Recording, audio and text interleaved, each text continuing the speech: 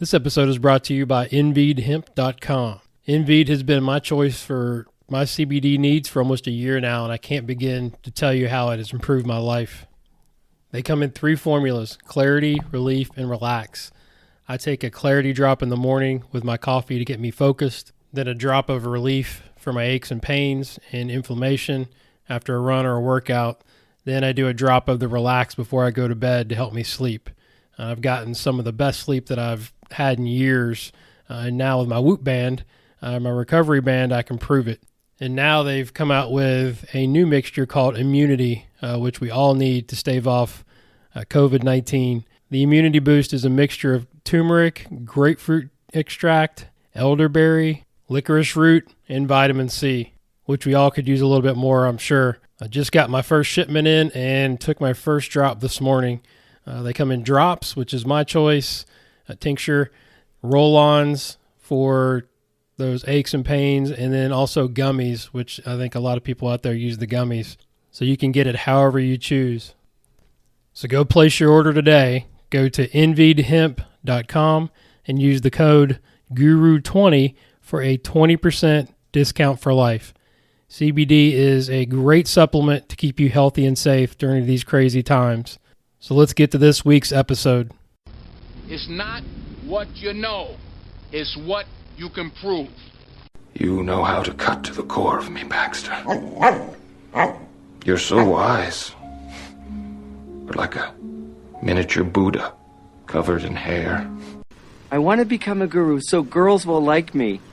Then I will like myself. Now, before we do this, let's go over the ground rules. Rule number 1, no touching of the hair or face. Of course. And that's it! Now let's do this! Are you not entertained? Are you not entertained? Is this not why you are here? Hello, all you chopsicles and chopsicklettes. Welcome to another episode of the Golf Guru Show. I am Jason Sutton, and I am the Guru. I hope everyone is staying safe and healthy during this global pandemic as we all slowly get back to work and slowly get back to normalcy.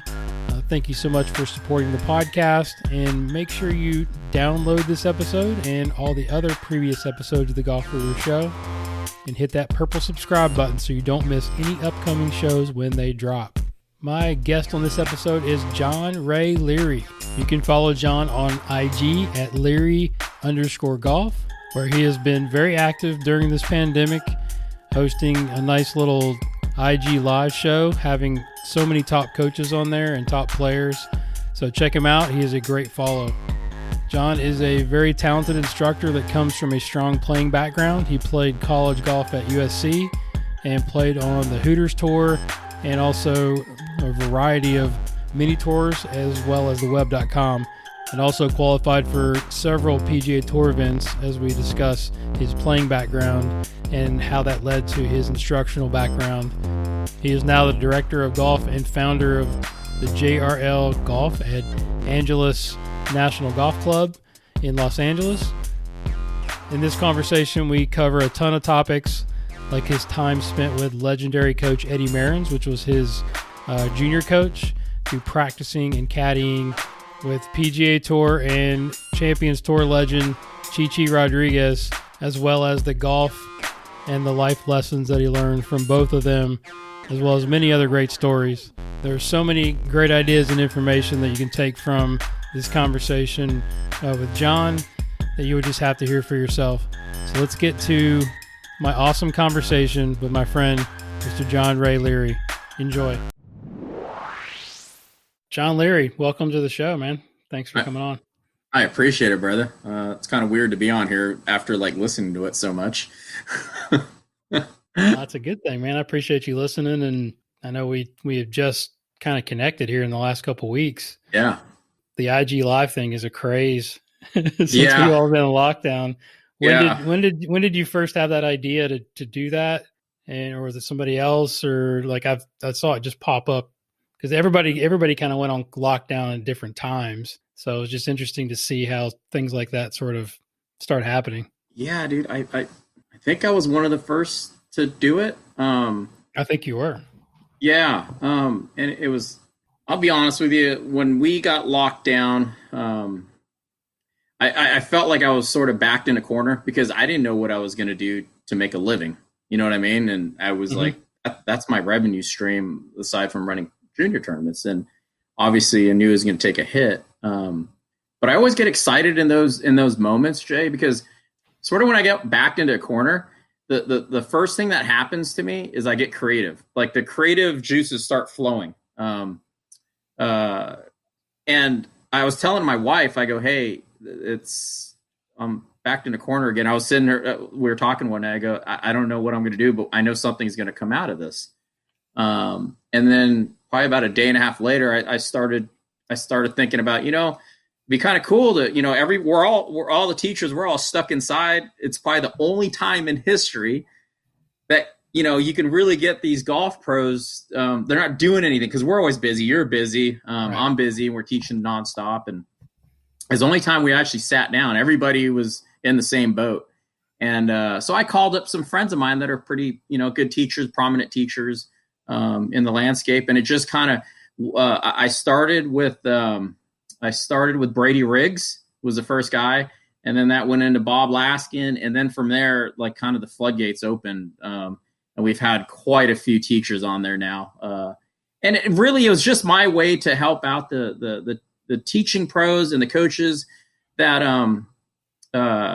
in my little way, just so that we can continue to learn. And to their credit, just like you guys came and answered the bell and said, you know what, we're gonna show you guys what we do. They're super open about it. Nobody was ever like hiding anything or, nothing's ever been like, oh, no, we can't talk about that. Nobody had an agenda, right? Right. It was just simply everybody wanted to share. And it's been a wild time with that. And I think, unfortunately, it took it a pandemic to have everybody share like this, but everybody has shared. And it's kind of been the cool thing. Yeah. I mean, hopefully those days are over, right? Where people think they're protecting information they've probably stolen or learned from somebody else anyways. Right. I remember Brady Riggs telling me a long time ago, he goes, I've never had an original thought in my life. Right. I mean, it's hard to say that you have, right? I mean, everybody's learned from somebody else, and the guys that are doing it well are surrounding themselves with people that they want to learn from, and it just kind of keeps growing, right? So kudos to you, man. We wouldn't have met, probably. I would hope. I'm shocked that we haven't crossed paths. But I mean, you're on the other side of the world.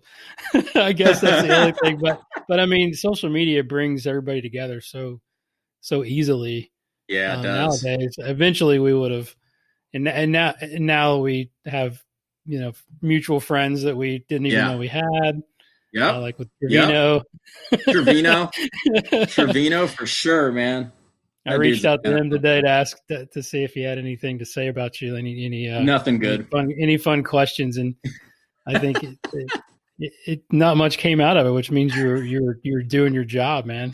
I kept my head down, dude. I kept my head down. Yeah. Just stay low and keep moving.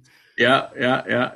So I think doing research on you after we first met has been fun because I always like to figure out what I can find, without you telling me. Yeah. So we always like to go back to the beginning, right? So, obviously you're a really good player. So talk about, where did that start? And then actually before that, I want to ask you a question. So this would be a good way to start it out is when you swing a golf club. Yeah. What part of the club do you swing? The club head or the handle? The handle. You probably know where I'm going. I know where you're going with that. Yeah. The little pro.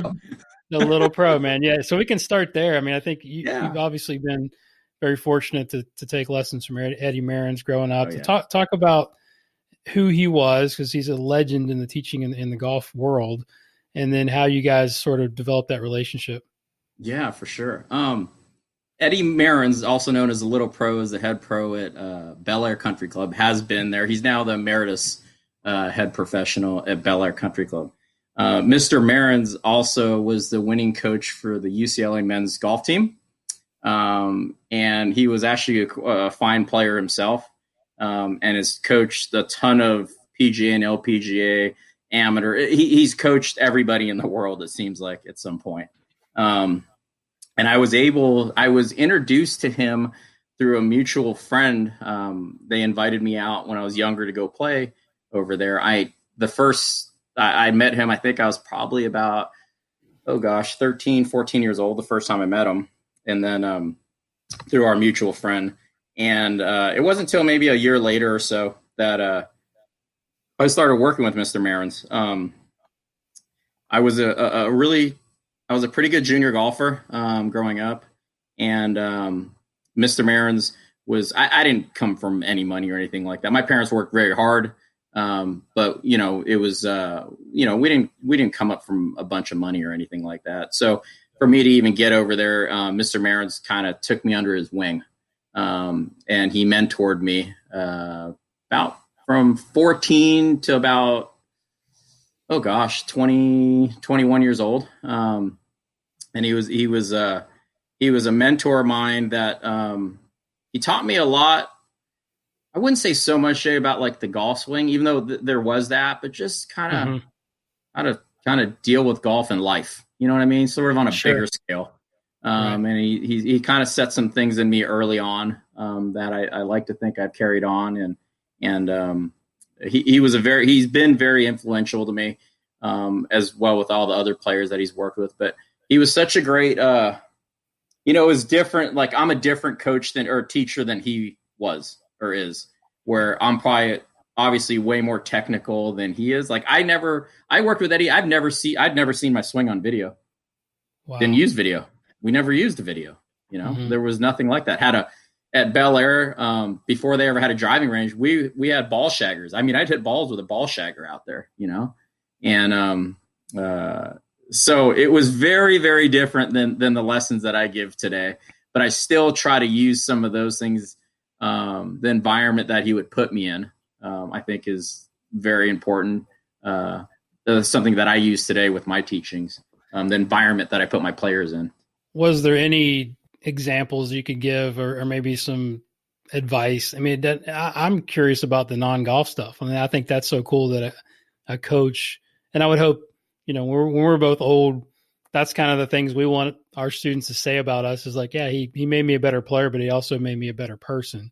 Yeah. Were there anything that comes to mind, any stories that you could remember of him talking to you about stuff? For sure. I remember one time I went to him right when I was about to turn pro. I turned pro. I played at USC, and I turned pro after my sophomore year, after playing my sophomore year.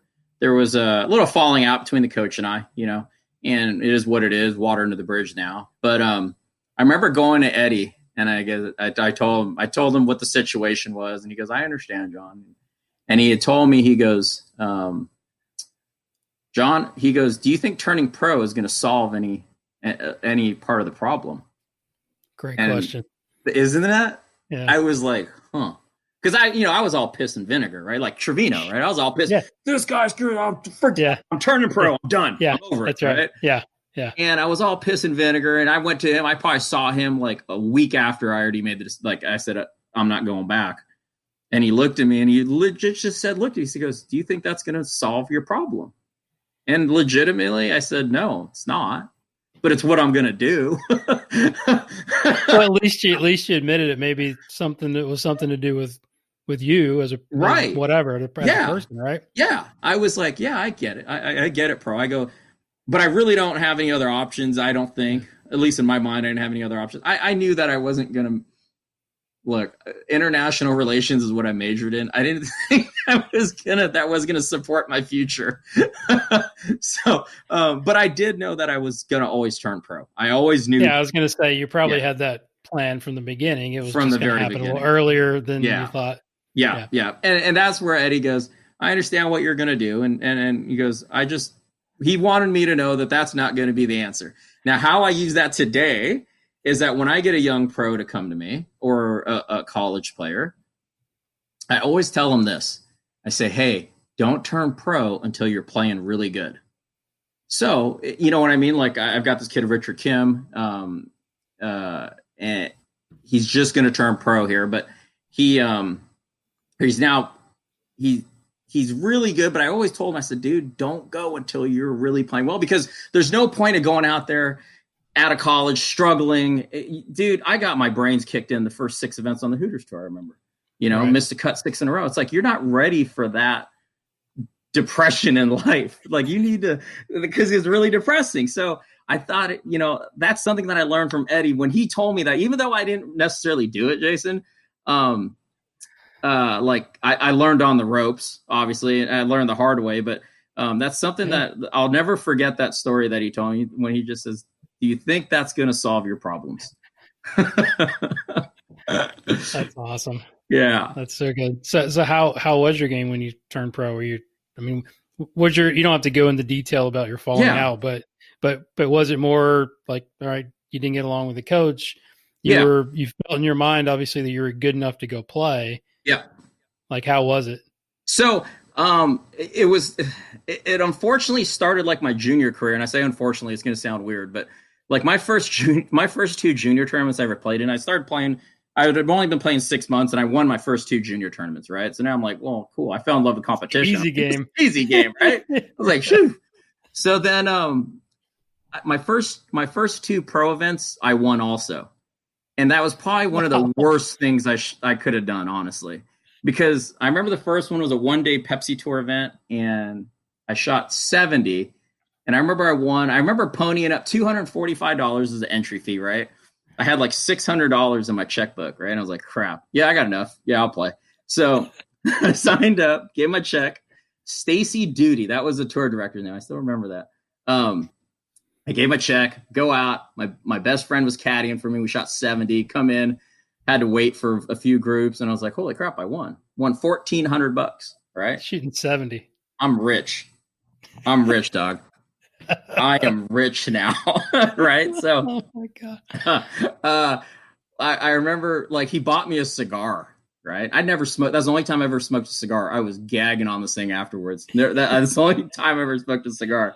So, a couple weeks later, there's another event, 2-day event. I go out, is out in Palm Desert. I go out and ponied up. I know the entry fee now was like $500 or something like that. Oh, that was a lot of money. That's all right, dude. I got it. I cover it.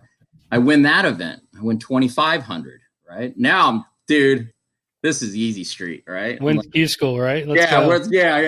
That's it. Where's Q school, and who wants to sponsor me, right? So then I go to the Hooters Tour ranking school right after that 2-day event. 2 days later, I win that Q school, right? And now I'm like, dude, this is all this is. So so that was in the fall, and the beginning of the new year. I'm now traveling. I'm 20 years old, 21, something like that. And I'm traveling on the Hooters Tour. I got a full schedule. I got everything. I've got it all lined up, all my tournaments. I don't have to qualify for anything. I've got a full schedule coming number 1 out of the ranking school. I missed the first 6 cuts on that tour. Traveling all over the South by myself and going, what the hell, dude? Like, I thought I knew how to play, and I didn't know how to play. So that was really humbling. Did you have backing at that point? Did you have some help, or yeah, I had still financing yourself? I had some help from I had some help from out in the Inland Empire here by the guy named Jeff. Jeff Bennett was my first sponsor. He gave me some, and then the other stuff I was kind of putting on a credit card. And I'd always had a credit card. I always rolled on a credit card, dude, my whole professional career, man. Like, if I got some help from somebody, cool. But other than that, dude, it was like, I'm still going. I'm not going to stop. And then, so I had a little bit of sponsoring, but dude, it sucked, man. That was rough. That was rough times. I mean, talking to at the time, that was my girlfriend, who's my wife today, but thank God for her, man. Cause she kept me sane too. So what did she do for you? Pulled me off the ledge a bunch of times. You know what I mean? Just for your sports psychologist, right? She's everything to me, man. She really is. I mean, even to this day, man, she's the one that, like, is she's always the voice of reason, right? She's kind of like a really good looking Eddie Merrins. That's great. Yeah. So, she, to this day, anything, I know that I'm always an emotional guy no matter what, just the way I'm wired. I get ups and I got my downs, and she's always sort of just the smooth sailing one. She brings me back. Yeah. That's great. Yeah. But you made it pretty far, right? Like you said, you played all the way to the web. Yeah. Correct? Yeah. So take us on that journey a little bit. And then I know, the reason we talked the other day on IG Live, why you had to quit, but yeah, I mean, take us through the journey, because you had to be pretty darn close to thinking, hey, I got a really good shot. Yeah. Going to the show. Yeah.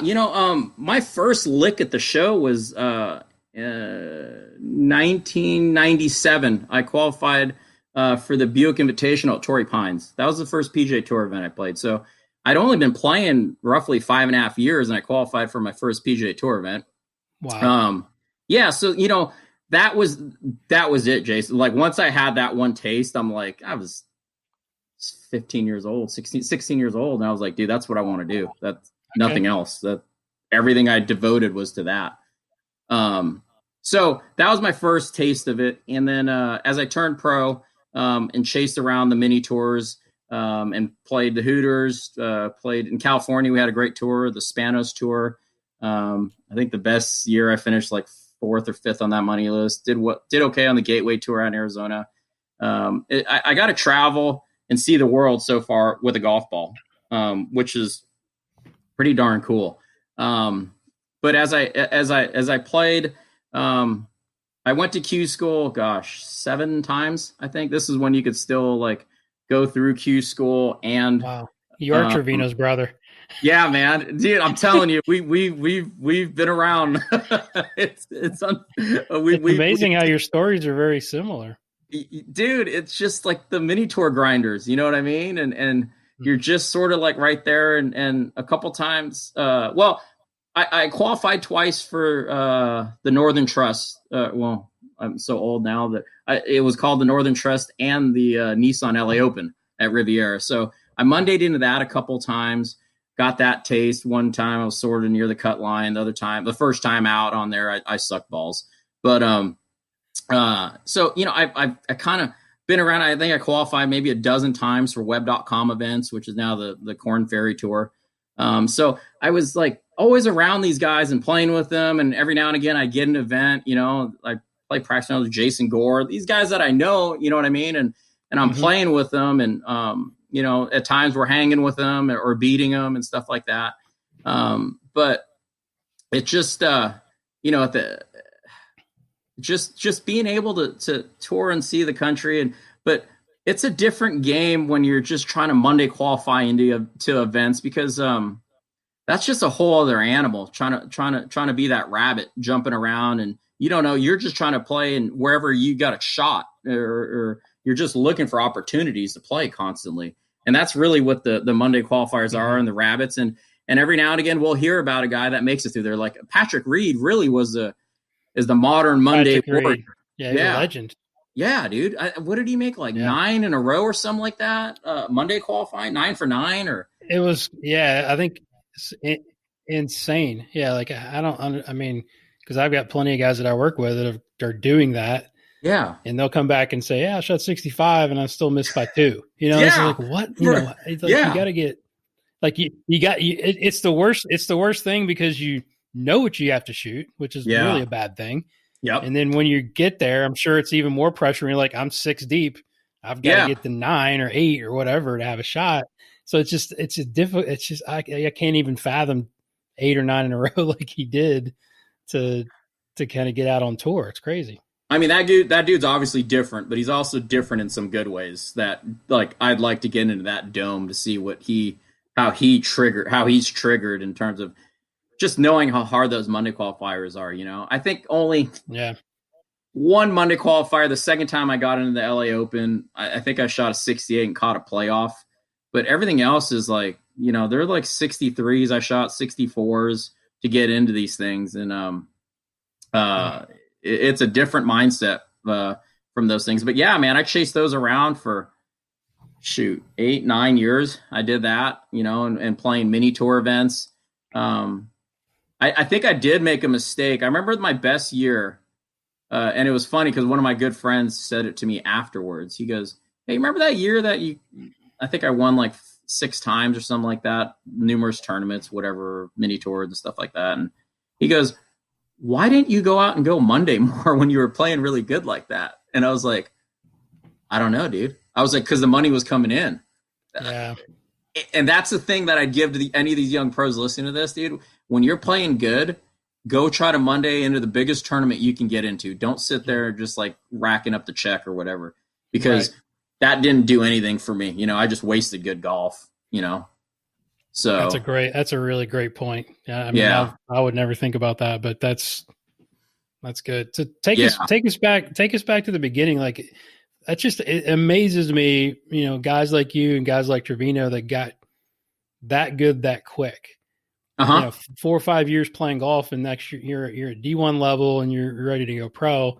Like, what was in the water like growing up? Like, where did you grow up in California? Or what, did you play other sports? Like, take us through like pre-junior golf days.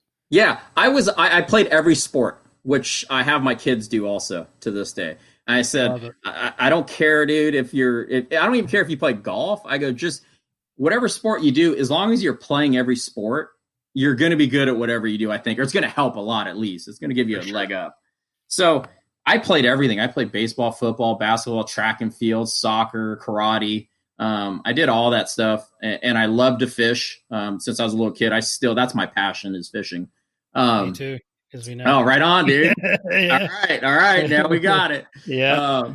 So, I mean, my only other job other than being a golf professional and a playing professional and a golf teacher, I used to work on sport fishing boats. So I was a deckhand. Yeah. So those are the only jobs I've ever had.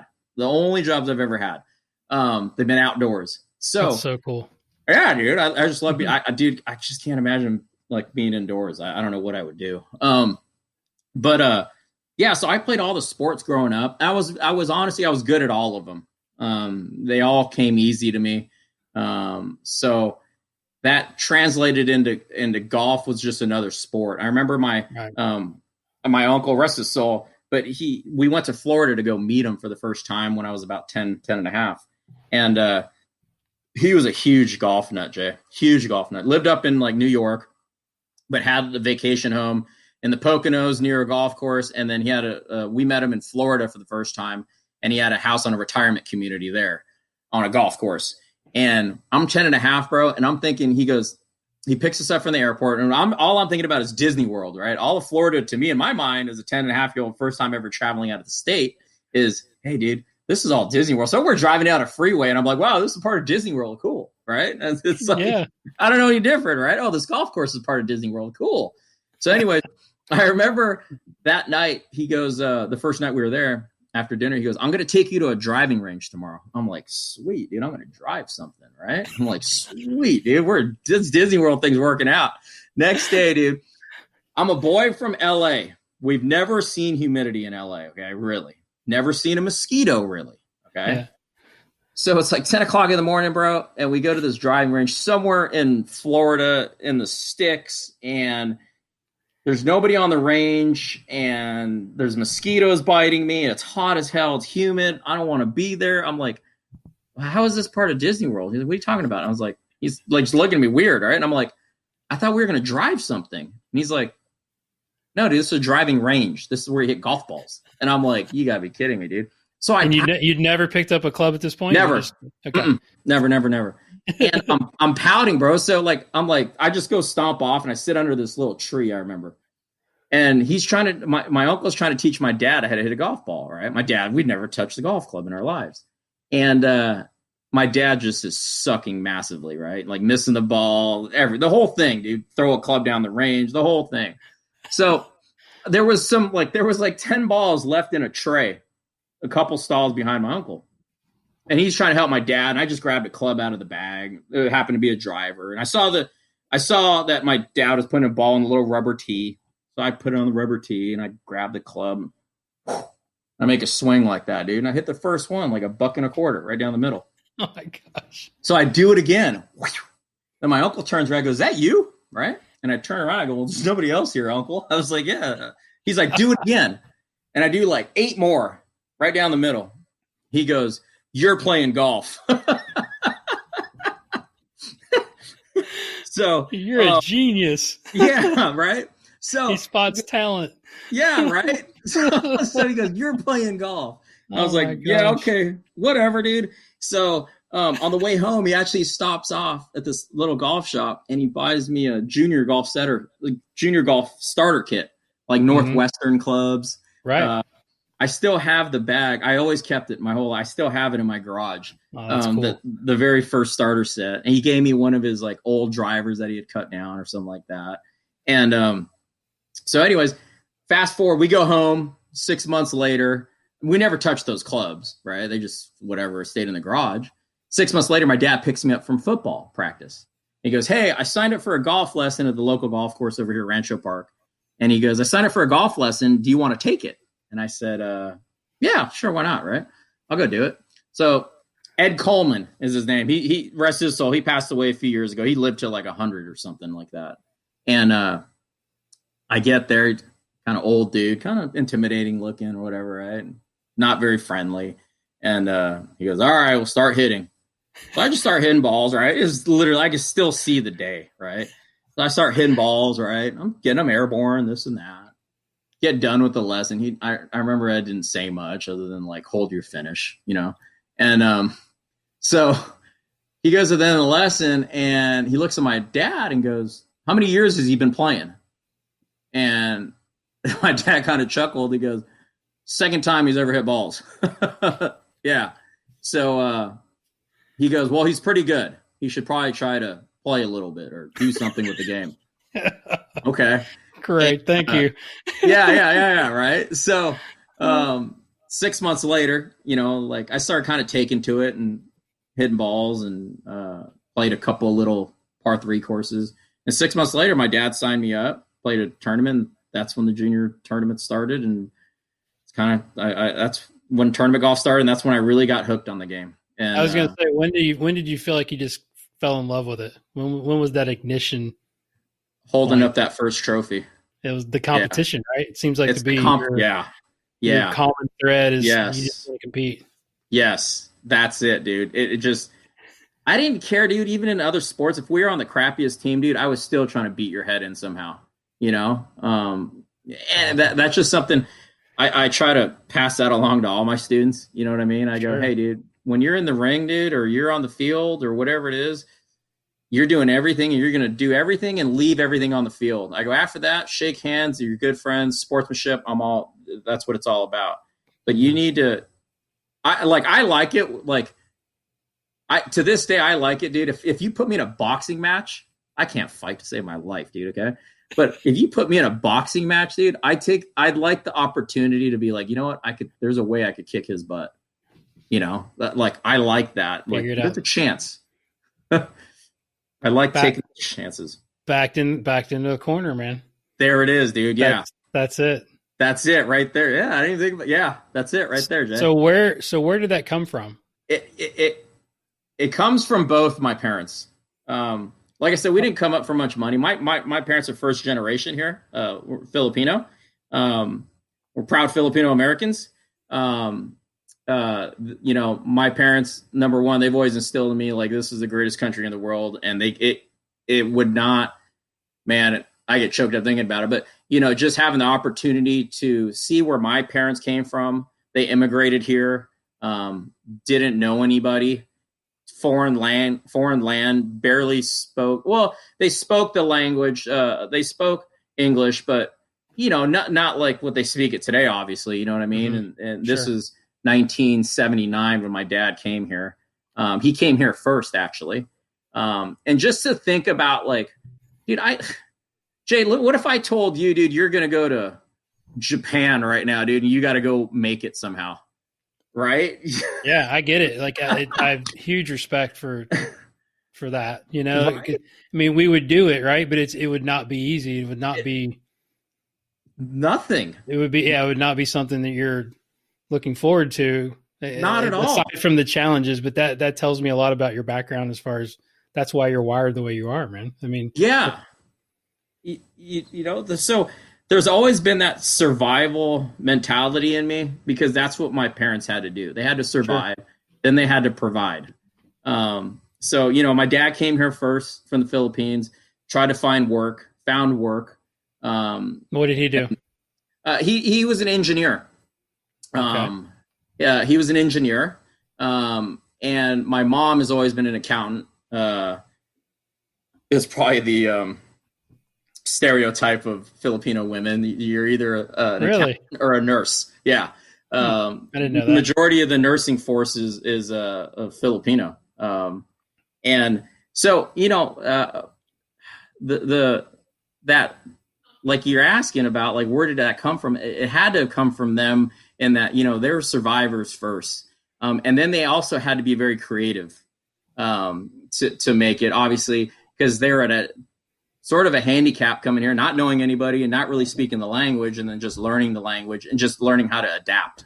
So I think that's where probably a lot of that came from, both my parents and I the more I think about it as I get older, I'm just like, God, that's amazing. I was like, I don't to come here. I mean, really, too, they didn't have any money coming here, I remember some of the stuff being created. My dad went to the library and was getting books on how to purchase properties with like zero money down, and you know what I mean, and just like the art of making a deal.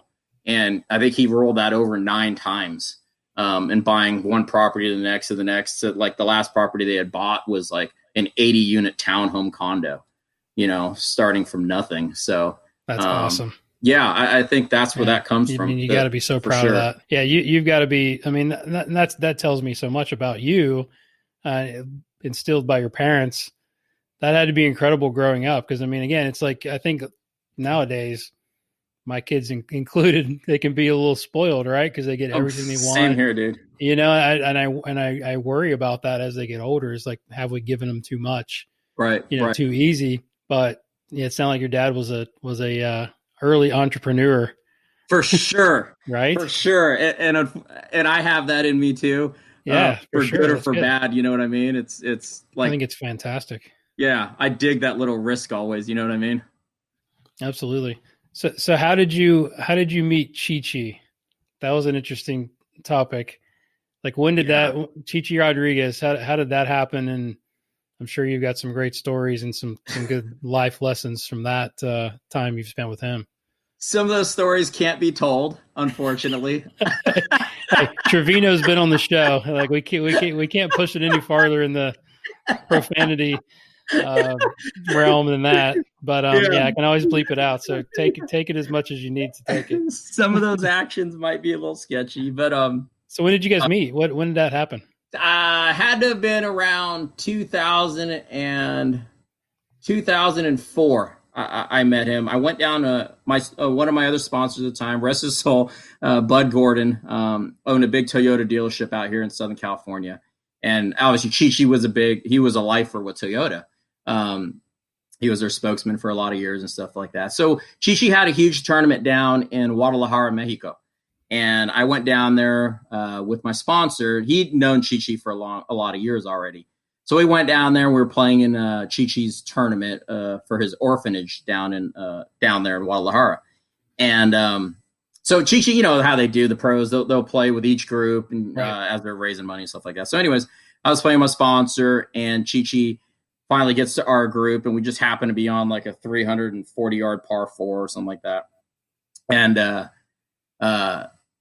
Chi-Chi goes, "All right, kid, let me see you hit it," right? So I tee it up. I was nervous, like legit. I was nervous. And I was so nervous that it's probably one of the few times I was like, dude, just swing hard and just whatever, dude. Whatever happens, happens. And I hit this thing, and I drive the green. And he turns around and looks at me and goes, "Who the hell are you?" Right? And he didn't know you were a tour player. Yeah, he didn't really know I was a tour player. He just thought I was some little kid or something like that. And so, you know, that evening, he just took a liking to me there. One, I think because I was a little dude and I hit it far, just like he was that guy, you know? Right, absolutely. So he was a little dude that bombed it. And so he took a real liking to me. And that next day, actually, he invited me, says, "Hey, I want you to come down and train with me in the wintertime. stay at my house. So I'd stay with he and Iolana, his wife, Oh, wow. down in Puerto Rico. I'd go down there for it was always in January. I remember because my mom, I always missed her birthday for about 3 years going down there. But she was cool. She was like, I just go do it. You need to do this. So she understood. Oh, yeah, she understood. She understood. So I'd go down there and I'd spend a week with him. We'd get up at 5 a.m. every morning.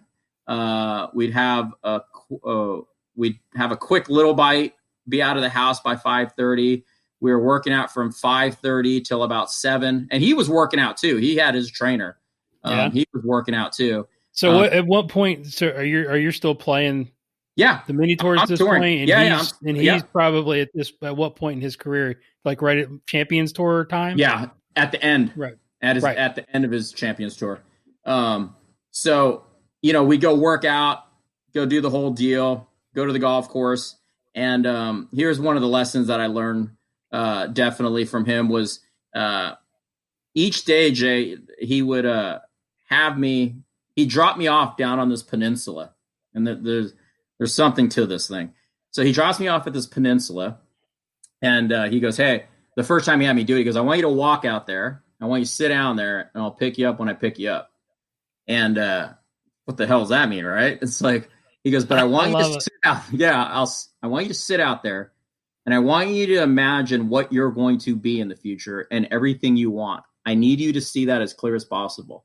And he'd have me do that every single day. So for it ended up being about 2.5 hours that I was out there each day. That's great. And it's meaningful in many ways because what he told me later was, he goes, John, that's where I sat when I was a kid and I wanted to see what my future would be. And we know Chi-Chi's story that he came from literally dirt. Right. He had nothing. And that was the same peninsula when he was a kid that he sat on to see his future. And we know, obviously, what he accomplished throughout his life. But he had me do that. And I remember the first time he had me do it, or the first time I went down there to visit him, and he had said he had me do that. And I remember the LA Open was about 2 weeks.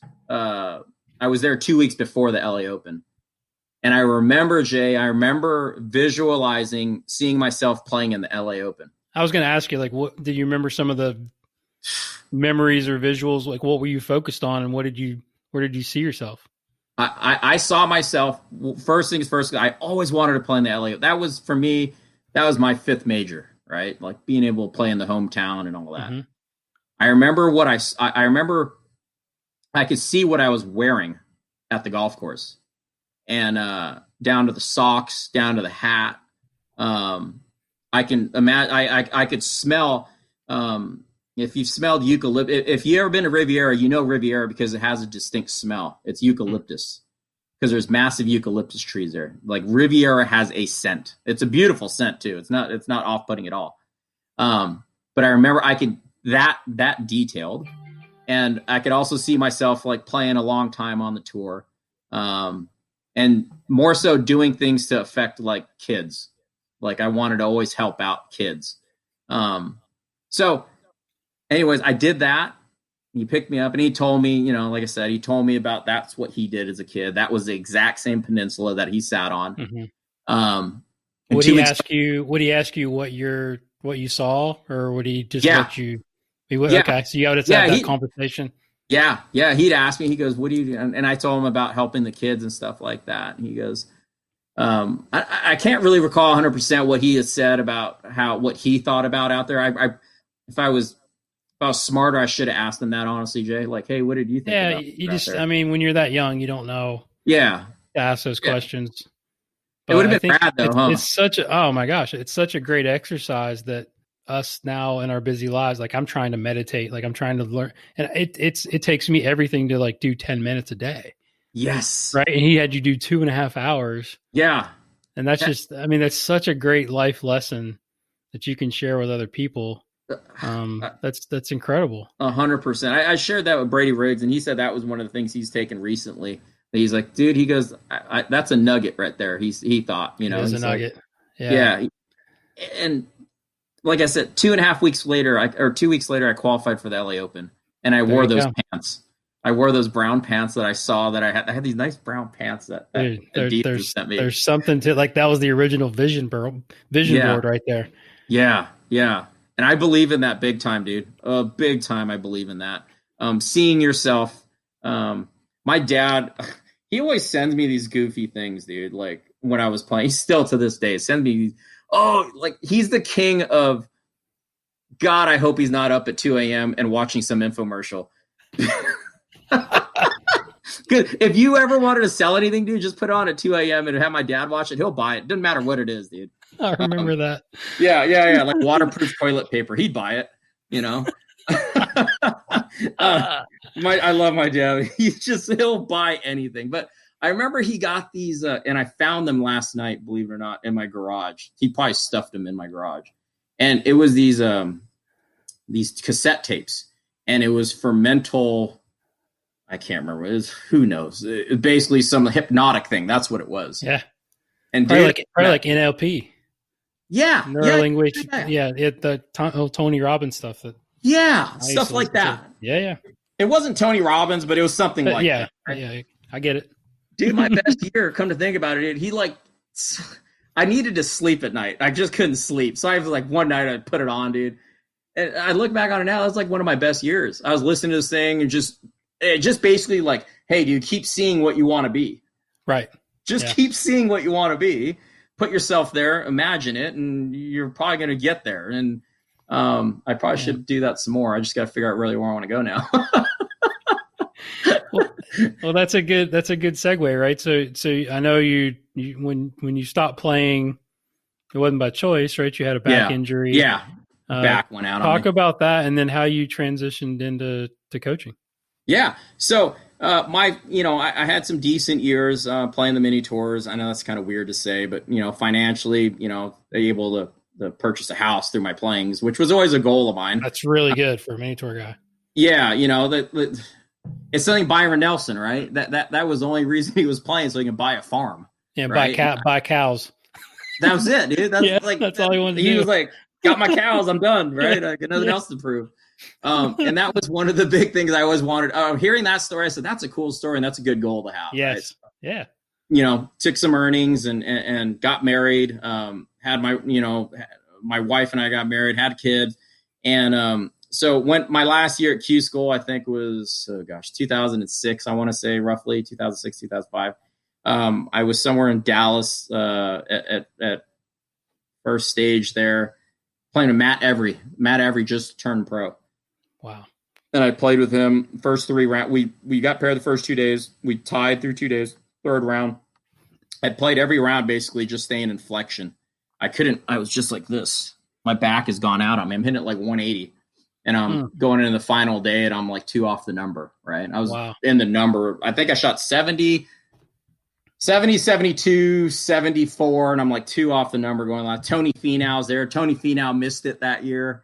Jeez. Edward Lohr, Hank Keeney, all these cats, right? So the last day, it was so bad. I called my caddy. He rolled me out of bed every day. And that I'd get him there like 3.5 hours early. You have to roll me out of bed. I got to get off through all the stuff. My back's locked up. The final day, I just couldn't go anymore. I was like, I'm done. I got on a flight, came home, they did a CAT scan or whatever. They got me in the tube, did the tests, x-rays and stuff like that. And one of my friends happened to own the MRI lab, whatever. So he called me back that night, took a look at the x-rays himself. He goes, "You're fine, dude." And I was like, "Bro, your people could not even get me in the tube because I couldn't get straight." And I was like, pretty sure I'm not fine, man. And anyways, I get really bad muscle spasms in the back, basically. And they'll lock up for a couple. It's sort of the same deal that Freddie has. And they'll just lock up for like 2 weeks at a time, 3 weeks at a time. And it's just really uncomfortable when I'm playing. Day-to-day life, I'm okay, right now. It gets a little sore now, but I guess, they get older. But we're trying to do stuff about that. So anyways, that was it for me, my playing days. How did it happen? Like, was there an event? Were you working out? Was it overuse syndrome? That's all they would say. Really? It was just over time. It just, got bad. Did you have surgery, or you just no, shut it no down and just surgery on rested it? Yeah, just and just wait for it to unlock again. That's Wow. the only thing that would happen. And it's just frustrating because I knew what it take to practice, like how much time you really need to Sure. do. And when I couldn't do it anymore like that, I didn't want to do it anymore because I knew that I wasn't putting in what I need to put in to go do it anymore. Yeah. So, that kind of, that was a weird stage in my life because it's transition, right? I'm like, so now what do I do? Like, how do I make $1? Maybe go out and caddy on the tour. I was thinking about doing that. My best friend is Kevin Stadler, and he was at that point, Kev was playing web.com, Corn Ferry. I was like, well, do I go out with Kev? Maybe go do that for a while. That really was an option. With a bad back, that's got to be a little right. Exactly. Right. I'm like, well, bag. that's not a really good option right now. Yeah. But that mortgage payment kept coming. Yeah. Right. And my wife. So when did you have that idea? Like, okay, I'm going to go and try to give this teaching thing a go, or was there somebody that talked you into it, or like, how did that all happen? I knew I wanted to still be around the game, number one, right? And I kind of looked after that tournament, dude. A little side story about creativity, and when I get backed into a corner again, there's a mortgage payment coming every month. I started up a bait business. Why wouldn't you? Right, that's natural, right? I love it. I started up a bait business. Okay. Like I said, I like fishing, and me and my buddy, we were going up fishing up this lake, Castaic Lake up here in LA. And I also commercial fished with the ocean, and we'd go up there, we'd catch bait in the morning with our buddy. And then we'd we'd run up there and use the fresh sardines and catch hundreds of stripers, and the people weren't catching them. Well, I didn't really care about that bite. As a fisherman, you kind of, don't say things sometimes. Right. That's freshwater. Saltwater, I don't talk, right? But so the freshwater side, I said, hell, dude, we get all these people to catch fish with the bait we're bringing up. So I started selling that bait up there and started making quite a bit of money doing that, right? So that covered. How did you market it? That's what I like. Like you now you've got the product. I got the product, right? Yeah, so how do you tell everybody that this is the deal? No better way than when there's 100 boats lined up and nobody's catching anything, and we roll in late in the afternoon and we catch 100 fish in front of everybody. And everybody's asking you, how did you do it? Yeah. How you doing that? Oh, you need fresh bait. You want to buy a bag? $20. And that's where it starts. That's where it starts. Then I sold it out of the back of my truck. And then the county wasn't too thrilled about that. And then I found out that the guy down the street that owns the liquor store likes to golf. So I brought him out to golf one day and I said, hey, I got a proposal for you. So I started selling the sardines out of his liquor store right down the street from the lake. Entrepreneur spirit, man. I'm telling you. That's right, dude. Thank you, Dad. Yeah, exactly. It killed it for 6 months until the store owner got a little greedy, wanted more. And I was like, no, that's it, dude. We're done with that. So in that time, though, I still want to, I really wasn't golfing much, really, the only time in my life that I really wasn't around the game that much. And I was like, no, this isn't right. The game, that's where I need the game. Could you swing it at this point, or was your back, was it better? I mean, did you try to hit it? It was okay. It was okay. I was still hitting a few balls here and there. You know what I mean? Yeah. It was okay. But at that point, it's just, I need to provide for my wife and my kid. You know what I mean? I just need to provide. Sure. So I did that. And then at that point I was kind of like, towards the end of that, when I knew that the guy was getting a little bit greedy, and I'm like, dude, I go, that supply chain is going to get cut off here. And I don't know what we do. And that's when I started thinking about getting into the game to start teaching.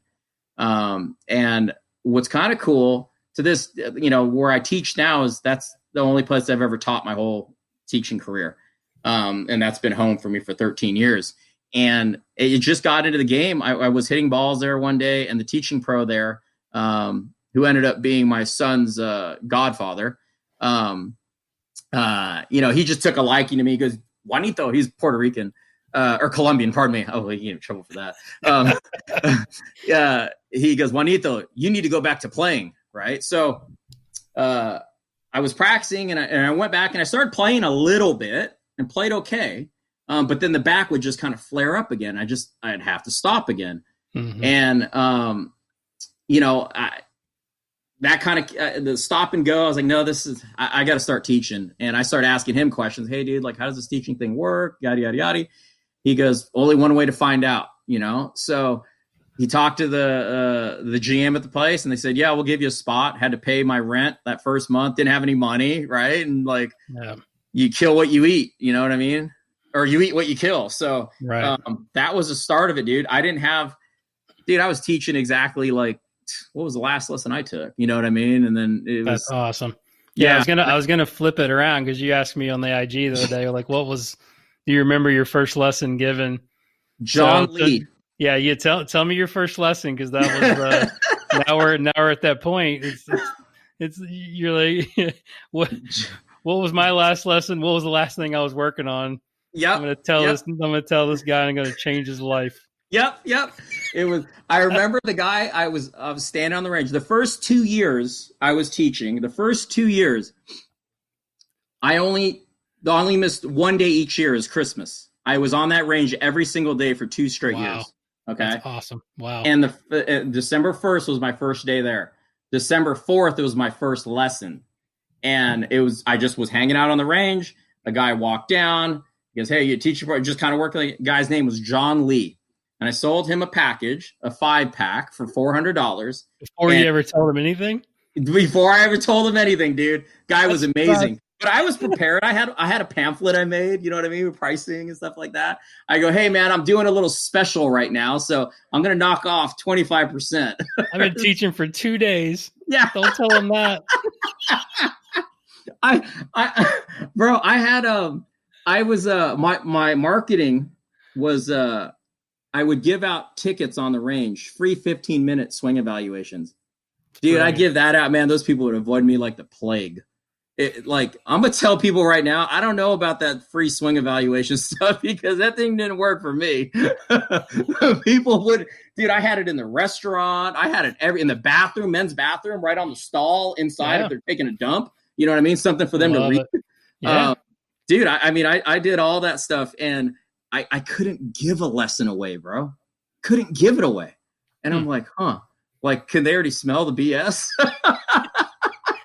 That's yeah. I mean, that's probably true. Who is this guy, right? Yeah, right. So, but that John Lee came down. I'll never forget it. I taught him, and he bought a second series too.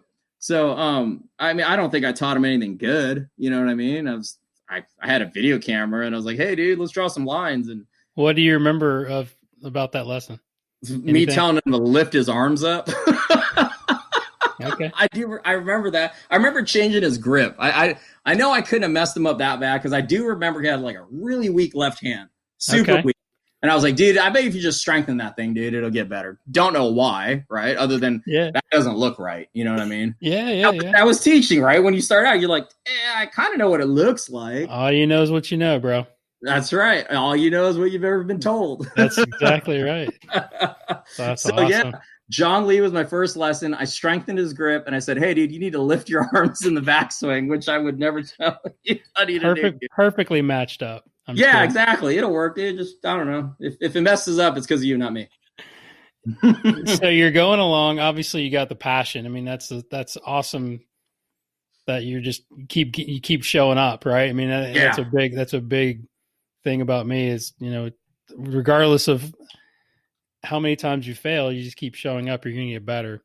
Yes. Start learning some things. So at one point, I mean, obviously you start your academy. Like, at what point do you start having those types of visions of, obviously you're getting better. I mean, we can talk about I want to know more about your influences, because now you start getting after it, right? So how do you start getting your information? Who are some of your influences? And then when do you say, okay, I'm going to put my name on it? For sure. Yeah. Cause that's a scary point, right? Cause it is. Yeah. This business, you got to put your name on it eventually. That's right. Like you have to build a brand, right? Absolutely. My early influences. So, it's interesting because I went back to some of my teachers that I went to, and what I realized was they can't teach a teacher. that make sense? Like some can't. Yeah. Right. Like the ones I went to, Mm-hmm. they could teach a player, but they can't teach me how to teach. That's what I mean by that, right? They just I'm like, hey, dude, so what if the person does this or this or this, and they're just like, dude, just do this, right? And I'm like, but I want to know, like, because I'm getting students and they look like this. So how do you fix this? And I'm like, what I realized was I was like, all the teachers that I'd work with, and I'm talking Craig Chapman, Chappie, he's over here, Don Brown, these guys, they just taught really good players, right? And it just was never that far off. But like I know, like, dude, we'll get people. What the hell is that, dude? Yeah. Like, yeah, you better know. Yeah, like I need to fix that guy that's swinging 12 to the left. And, right. Misses the ball every third swing. Right. And to that point, dude, we didn't like when I was playing. We didn't. I was sponsored by TaylorMade, and I'd seen what a TrackMan was, but they never really told us what. Like, we never went by club path to TrackMan. All they were looking for was distance and spin rates. That's all they were looking for. Yeah. And my teachers didn't know anything about that stuff, right? So, like I said, dude, the guys I went to, these guys that I went to back in the day, we all had pretty good swings, right? It just, there wasn't what we see as a big variance. Sure. So, that was difficult at first. That I didn't have anybody to go to. Right? So who's the first guy that you go to? And Dana Dahlquist. Double D. Yeah, I was gonna say he's right there, man. Yeah, that would be who I would seek out. Yeah, I was like, time out, dude. Let me go figure some stuff out. I kind of looked at the landscape, and I'm like, all right, dude, this guy's teaching. He's young. Maybe he'll talk to me. So I booked lessons. I booked a couple lessons with him. At the time, he was teaching a lot of stack and tilt, right? Mm-hmm. So I was like, so I went to him, and I'm like, all right, dude, like, I don't know, try fixing up my swing, whatever. And so we did a few lessons. This and I go, hey, dude, I got to ask you. I go, I really want to become a good teacher. I truly do. I go, it's not anything. It's not in my nature just to be like, all right, dude, like talk BS and look, I'm great. I go, I really need to know some stuff. What would you do? What do you advise me to do? I was like, I really want to get good at this teaching thing. He goes, okay. He goes, go to Mac O'Grady first. And he goes, when you get kicked out, then you probably want to go see Andy Plummer. And I'm like, okay, cool. Right. So I had that guy, Don Brown, I was telling you about, one of my teachers before. Don made a phone call for me to Mac and said, just called for a favor. And, so Don calls me back, whatever, a little while later, goes, hey, I got you in, but make sure you walk on eggshells around him. Okay. And I'm like, yeah, dude, I won't do anything stupid, obviously. And he's like, I'm telling you, just walk on eggshells. Okay. Cause it's different with him. Yeah. All righty, cool. So first lesson with Mac, he's 4 hours late. Okay? So you're taking the lesson, or did you go to one of his instructor schools? No. He goes, I'll do a school with you. He goes, I hear you're a pretty good player and you're trying to teach. I'll do a school with you. And he wants you to go and gather other people to come. Correct. He's good at that. Yeah. Yeah. Okay. So all right. I'm with you now. I got one other guy to come, Steve Holmes. And Steve and I were up at TPC of Valencia, dude, and shirts tucked in and everything's all like, dude, eggshells, right? Walking on eggshells. And we're there, and he says it's supposed to start at like 8 o'clock, dude, and like 11 o'clock rolls around, and like no Mac, right? Wow. Okay. And we're just kind of gutted. Well, we got to know about Mac. Mac doesn't have a cell phone to this day. I believe it. No cell phone, right? So calling his wife, hey, is Mr. O'Grady there? Yada, yada, yada. What do you mean? I was all like, we have golf school with him, this and that. And she's like, he left hours ago. And now I'm like, no, dude, don't tell me something bad happened, right? I'm like, this can't be good. So anyways, he finally rolls up 3.5 hours later, right? Shows up and goes, yeah, I got lost in some road in the back road here or something like that. And just blah, blah, blah, blah, blah, blah, blah, right? Oh my God.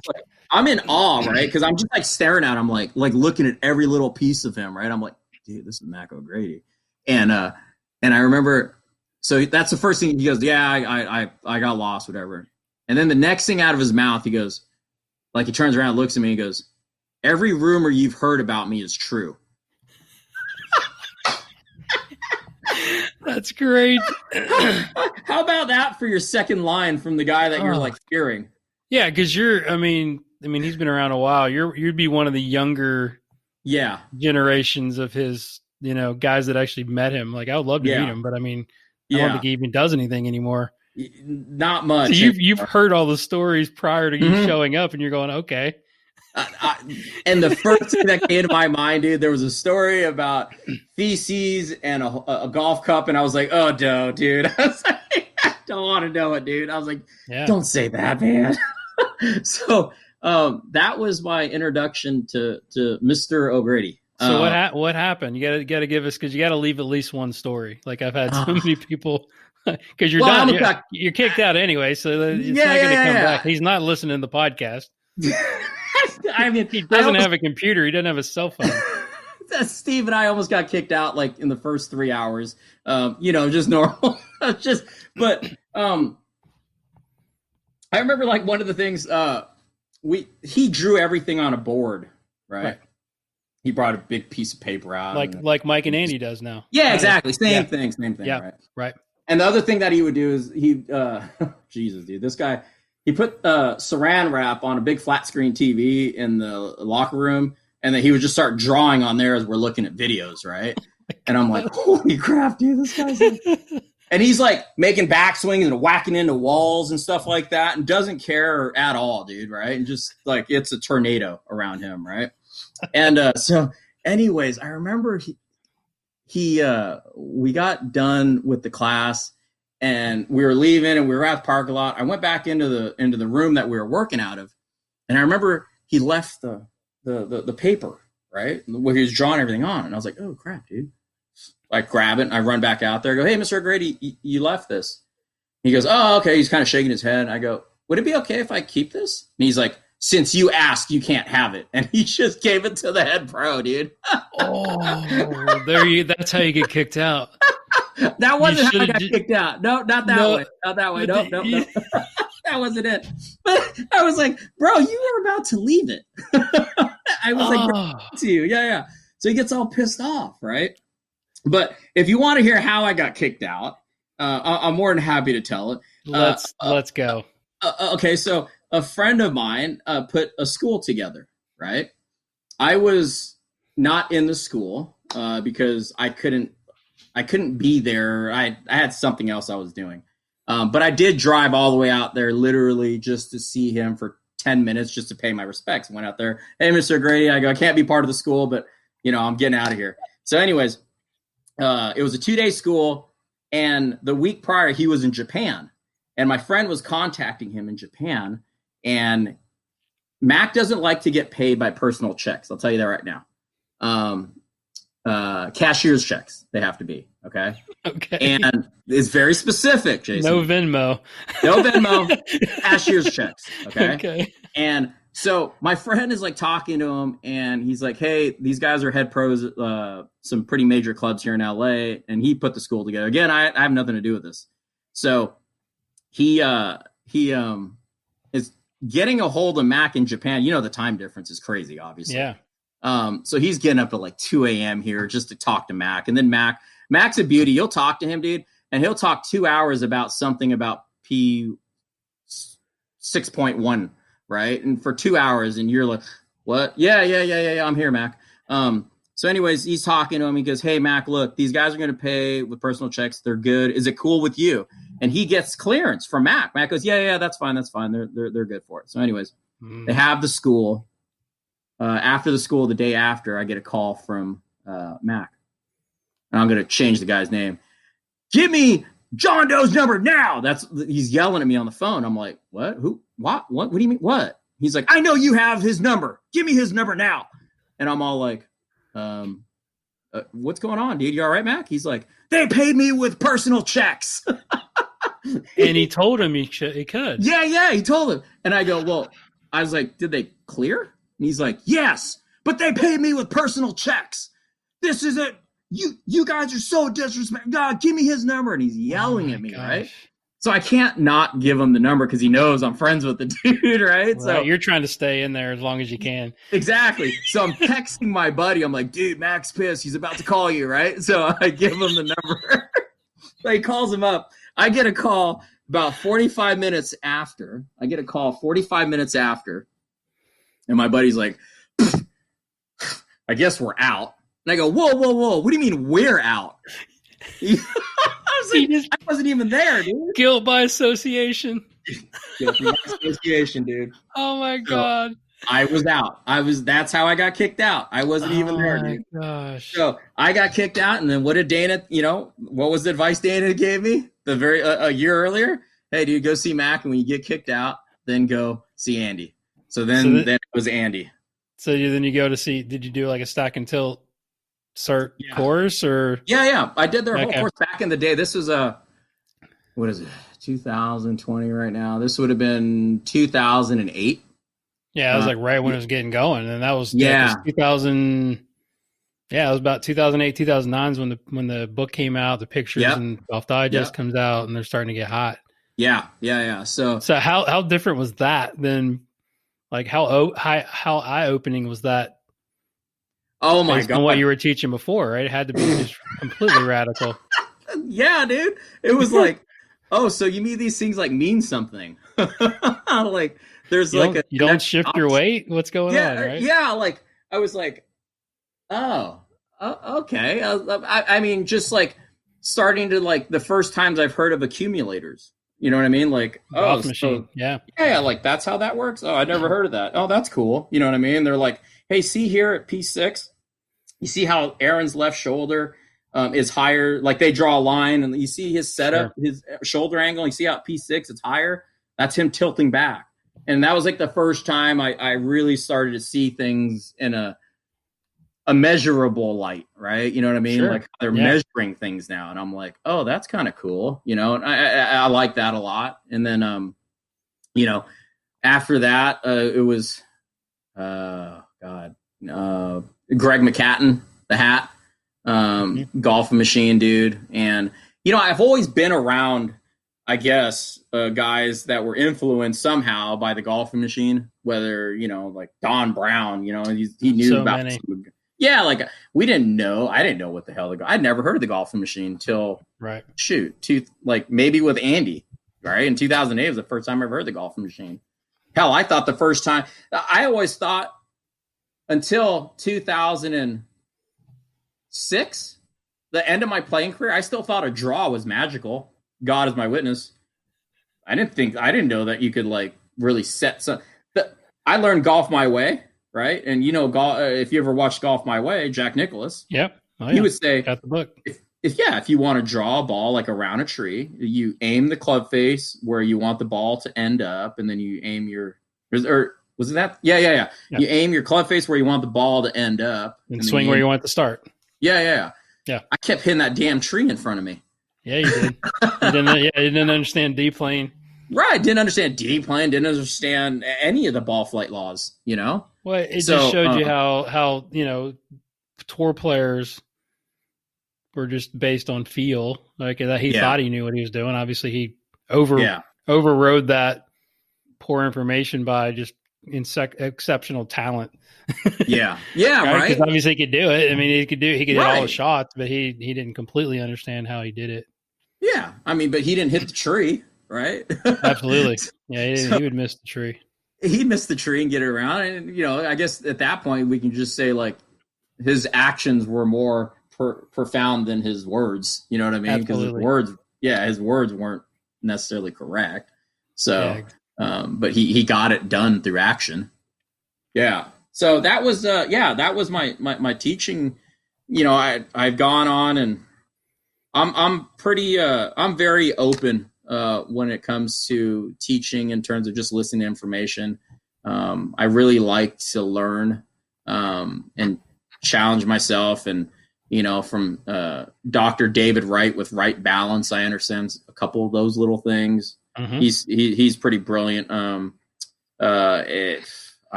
Dr. Wright, you got, I'm trying to understand some of the Sasho stuff. I work with Scott Calks. I work with, oh God, pretty much anything and everything sort of that's out there. I listen to it and try to decipher things, and all in an effort just to make my toolbox a little bigger so that maybe I can help more people on a bigger scale or something like that, So I don't like to kind of pigeonhole myself into one thing always. Yeah, and I think going from stack and tilt, which I think, I mean, we talked about it the other day, is a huge influence on me. Yeah. And it doesn't mean that you're like you don't need to have a label, right? Yeah. I just think Mike and Andy were great at one, at classifying swings and learning Yeah. how to do a proper study. Yeah. And two, Yeah. just understanding the different pieces, right? Like you can take Yeah. what you like and what you don't like, and Yep. then the good coaches are going to administer that at the right time during a golf lesson. 100%. You ever Yeah. notice how the people that kind of maybe talk poorly about it, I always ask them, whenever I hear somebody talk poorly about it, I go, have you ever listened to Mike and Andy give the actual clinic? Yeah. And it's 100% no. Exactly. Yeah. Well, Yeah. I told you the story the other day is I was sort of in that camp a little bit and prejudging. Same here, dude. Until I saw the videos and actually watched them teach. Yeah. And it was great. I mean, those guys were both, and I've talked to Andy plenty of times after that and thanked him for his contribution to what he's done for instruction. So what are your lessons? How dramatic was the change after getting such new information into your lessons? I mean, was that difficult to give to your students right away, or like all of a sudden you're like, okay, man, your head can't move? And I mean, like I could just imagine as a young coach, how did that look, and then how's it evolved into now with whatever your philosophy or your framework is to this day? It was embarrassing how much better it got. And I just remember like one of my students going, how come you didn't tell me that before? Yeah. You always love that one. Yeah. My answer to that is you weren't ready for it. Yeah. You got to throw it right back on them. Yeah. You weren't ready for it, bro. You weren't ready for low point control, bro. Exactly. You weren't ready for solid contact. Yeah. We were getting there. Yeah. You see the progression? We started from way back there. Now we're starting to hit the ball. Great. Yeah. It was, and I've always I tell this to everybody. I go, you've learned some good stuff when the next day you go on a lesson tee, you teach, and you go home, you go, today was a lot easier teaching. There you go. And that was it for me. Like to this day, there's certain things like Scott Cowks made it easy for me one day after the first time I saw him, I was like, oh, that so night, good. That night I texted him. I go, hey, dude, teaching was easy today. And he's like, what do you mean? And I was like, it's a thing. It's like, you don't need to know. But yeah. Well, there's your, I mean, there's a combination of all the stuff. Yeah. That you've gone through. He's been through all the stack and tilt and the golf machine and more biomechanics and all that. Yeah. Like yeah. He just makes it easy for us coaches. Correct.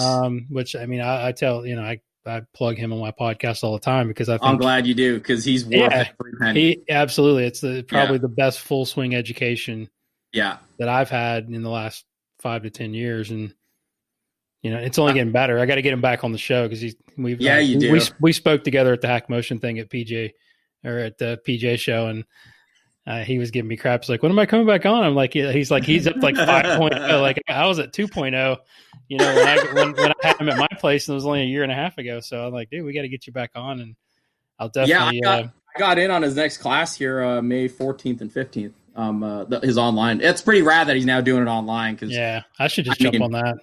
You should, bro. It'd be a lot of fun. Yeah. He's, the nickname I gave him is Cliff. And he's like, why you call me Cliff? And I was like, because you're my Cliff Notes guy. You know what I mean? I was like, that's a great way to put it. Everything that we see today, you know what I mean?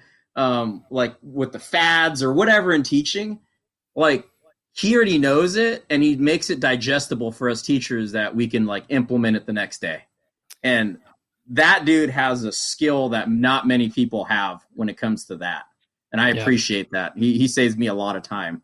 No doubt. Yeah, he saves me a bunch of time. So I know you've gotten this question a lot lately. I think I may ask you the other day, but what are some of the things or your takeaways from all your interviews that you've done with the IG Lives? Give us a few bullet points. Yeah, for sure.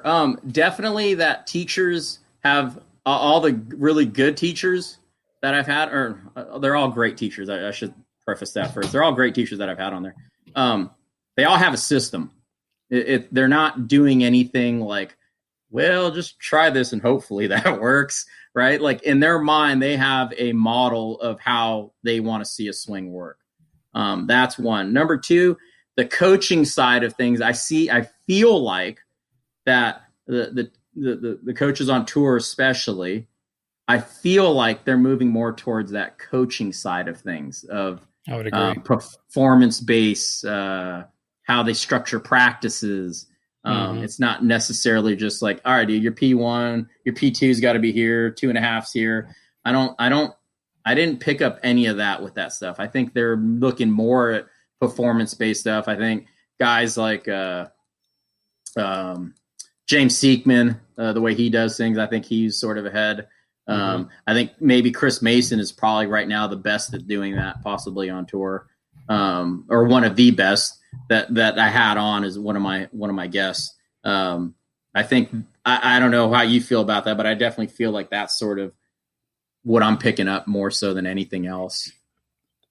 Yeah, and that just made me think of something that's just off the cuff. Yeah, is that I think, and just goes right along with my sort of evolution of my coaching and teaching and coaching, however you want to put it, is I think you need to learn the technical stuff first before you can be relevant, I think, at the highest level with the coaching piece, right? So it'd be like you coming off the tour and then just going, I don't really care about swing mechanics. I'm just going to teach you how to play. Now that could last maybe a little bit, but I don't think it's going to get you to the level that you want to go unless you know the other stuff. Does that make sense? Yeah. Yeah. You got to have a blend of both, but I think you almost have to have the mechanics first. Yeah. How to teach that, not just knowing it. There's there's a big difference between knowing, because a lot of people say, well, I know the golf swing. I'm like, oh, that's great. Go teach it to that guy standing over on the street. Yeah. Can you communicate that, and can you get people to change, and can you get them to move differently? That's the science of, human development.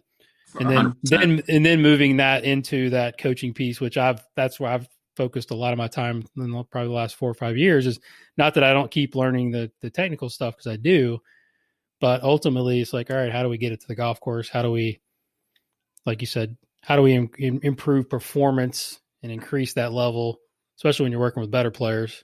Right. Like it's all about results, right? I mean, it's like, I don't care as much about pretty golf swings as, what'd you shoot? Right. And I think, that stuff's more affected now. I think the environment you practice in affects a lot of that stuff. Sure. I was invited. I'm a non-PGA guy right now. I love the PGA of America. I think they do a great job, number one. I think it's an organization that really does care about the game.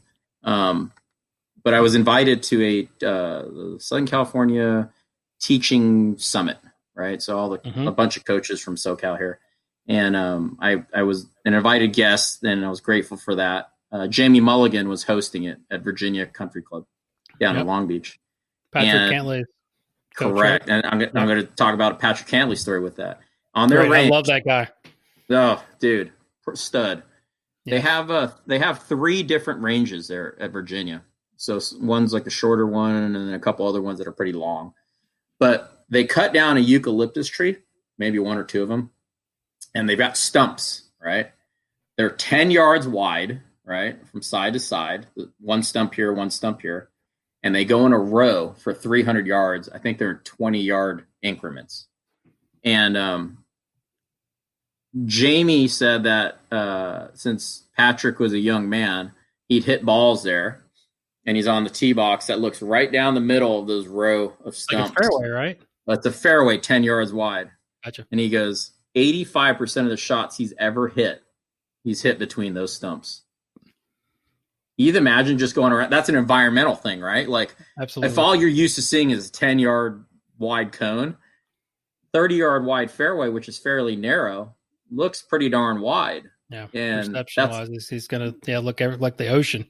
Yeah, and that's all he's ever done. He's hit balls through these stumps and this little narrow 10-yard wide gap.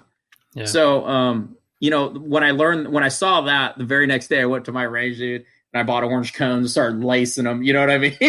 I was like, I couldn't wait for my next junior to get there. I'm like, hey, you're going to rope this the rest of your life right through these things all day.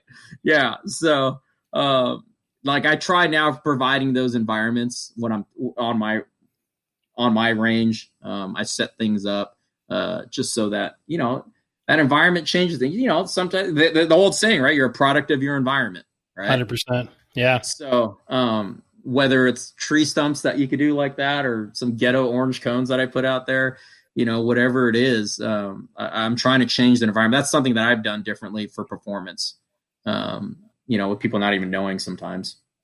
Yeah. What do you like to do on the golf course? Because you've got to be, I'm sure, amazing, coming from a playing background. I've talked to Chris about this before because, you guys have such an advantage because you've lived it. You've played at the highest level and you're able to share that information with your players and especially with your juniors. Like any philosophy or any ways that you like to do your playing lessons? Yeah, for sure. One of the Brady Riggs has given me a lot of good, a lot of on-course stuff with juniors. I got a great one recently for a buddy of mine, Johnny Ortega, who's a putting coach and swing coach down here in Southern California, out of Costa Mesa there. And I love this one. So the first hole at my golf course is a par 4. It's about 380 yards. You play your first ball off the tee. And then you're going to drop another ball as you walk up to the green, somewhere between like 50 and 130 yards. And you play that as a par 3 ball. And then you're going to play 3 balls up by the green for up and downs. Those are par 2s. And the object is to try to score par or better for all the balls combined. So you're working on, you're playing the full hole, then you're playing a scoring shot from somewhere from 80 to 130. And then you're just doing your up and downs. And you're, like I said, you're trying to make par or better with all of those balls. And it just, I think it's great for somebody that doesn't have much time. Say you got an hour of practice. I'd rather go do that than hit balls for an hour or something like that. Play 3 or 4 holes or something. Yeah. You get a full session in work and everything like that. I have my son doing that quite a bit now. Yeah, it reminds me. My favorite game is called 2 drives plus 5. What's that? It's very similar. That's what made me think about it. Basically, you hit 2 drivers off the tee. Okay. If you hit it in the fairway, you're still live 0. If you hit it in the rough, you add 1. If you hit it in the trees, you add 2. Then you go and drop a scoring shot ball from whatever. I usually go from 80 to 120, whatever. You can mix that up as you go along with the lesson or the player. And they play that as a par 3, just kind of like you were talking about. So there's your wedge. So you get your driving work, you get your wedge work. And then you drop 1 ball by the green as your par 2. So your par is 5 on every hole. So you basically play all the 4s and 5s. And I usually play the par 3s as like worst ball scramble. So that's kind of like I feel like if you did that, like prepping for a tournament, I just don't know that it'd be a whole lot better. But it's very similar to what you just said. You just make up your own scoring game. But that's from like Morris Pickens, down Sea Islands. Like he said Zach Johnson. I heard the story. Zach Johnson did it and like scored like 30 one time. No way. Crazy. Yeah, it's like just insane wedge work, and you drive in the fairway, and then you if you're pretty good with the wedges, get your work done there. I'd say you're gonna do pretty well. But I think that's great. It's like anything you can do to have measurement. Yes, and measurement. 2, and then 2 have some type of competition with yourself or with with somebody else. And I think it simulates as close as you can to competition than anything else. But Scotty Hamilton gave me a great one that he does with his players. Scotty said he'll take 30, 40, 50, 60, 70. Yeah. 30, 40, 50, 60, 70 yard shots. It was 7 balls. It might have been like 40, 45, 50, 55, 60, 65, 70. That's what it is. Okay. And he would do it on the TrackMan. And so on your 40, let's just say a 40-yard shot, if you hit it 42 yards, it was 2 points. If it was 38 yards, it's 2 points. So whatever, 0 points is your optimal, obviously. And he said, I think it was 14 points or less your tour level. Yeah, it makes sense. Yeah, you know, Yeah, and I do. I like doing that. I do. Yeah, I do. I think I got it from. We're just basically stealing stuff from other people. Mm-hmm. But yeah, like Cameron McCormick did it with Jordan Spieth, called it Tour Ladder. Him and Corey Lundberg, good buddy of mine. Uh-huh. It's the same thing. It's like you basically just set a baseline to a number, whatever it is, 150, 100. I think I went from like 140 to 180. Okay. And then you just tell them like, hey, you got 3 yards or 5 yards, side to side, front and back. How many shots does it take you to complete the ladder? Gotcha. So you can kind of make it as hard or as easy as you can, as you want to, based on their skill level. But I use it with my juniors all the time. And I tell you that there's not much that can replace a leaderboard in your in your dojo. I mean, it's unbelievable. Like if I put a combine list up there, every time my juniors come in, like, oh man, I'm going to beat that, or I'm going to. It motivates them so much. It's crazy. I didn't realize. I was just like, okay, I just want to keep track of it. Hey, this was your speed record last time, or this was your last combine score, and like they come in, they're just fired up to do it. But that's coaching, right? I mean, again, it's like you just kind of figure these little things out. You find out how to motivate them. You figure out what their triggers are, right? Like what gets this person to go. And I remember, like in business, like a friend of mine had told me, he goes, everybody has different motivations, right? He was telling me about, like, he gave a $30,000 bonus to this guy one year, and the guy was like, and then like he found out that the guy really likes watches, right? Really likes watches. Following year, he gives this guy like a $5,000 watch, and the guy was over the moon. Production with him. He's like, dude, that was what? He's like $25,000 less. Yeah. And the guy was like the greatest thing ever, right? And you could have bought 6 of them. Yeah, right. And that, he just that was a lesson to me, right? About like, dude, you just got to find out what people's motivations are, right? Yeah, it is. And I mean, that's so true. Yeah, sometimes it's to see their name on the top of that board there, dude. In these combines that we do with them, for sure. So what's your philosophy look like now? If you had to have, I think everybody has preferences. I talked a little bit about this on my last podcast, and like every question that we ask, we can say it depends, because everybody's different. The students are different. They're going to react to different things, but it's kind of fun to have an exercise where we go, all right, what would your perfect swing look like? Because we're always going to sort of gravitate towards that, whether we think we are or not. You can say whatever you want. I've seen the top teachers teach. They all kind of push their players in certain directions. So what's yours look like?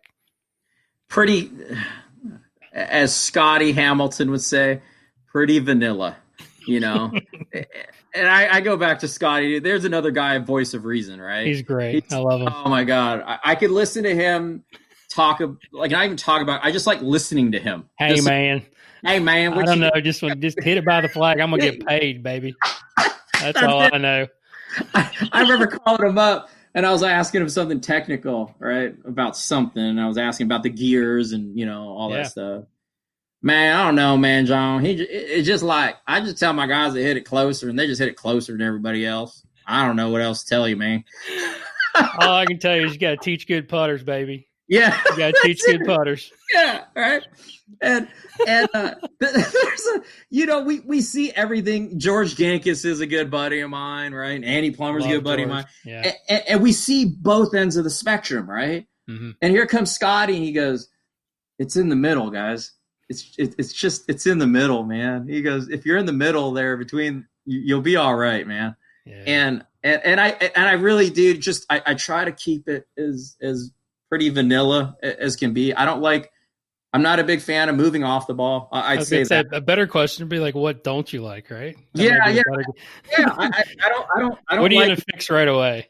Yeah, I'd look at the axis of rotation. You know what I mean? Look at your influences, right? I mean, if you're back into a guy, you're going to be a centered pivot mostly, right? Yeah. So I like, and that's not to say that I don't try like swinging and moving off the ball, you know what I mean, and stuff like that. maybe I just in my DNA, it's just not me. Obviously, like I've tried it. I didn't notice anything from it. But I'd say, Scotty saw some of my players the other day, Cox, and he goes, "The hell's up with you and all your players with their backswings? They're all like the same." And I was like, "Well, apparently I've got a preference there." And he's all like, "It's pretty clean and like vanilla-ish." You know what I mean? And I was like, "Yeah, just kind of get them up there somewhere decent where they don't have to make some massive compensation or anything. Fairly centered pivot, and I kind of I like on a follow through. If somebody were going to ask me, I like an endpoint to be the same always. It's a little bit more repeatable than sort of like flying all over the place.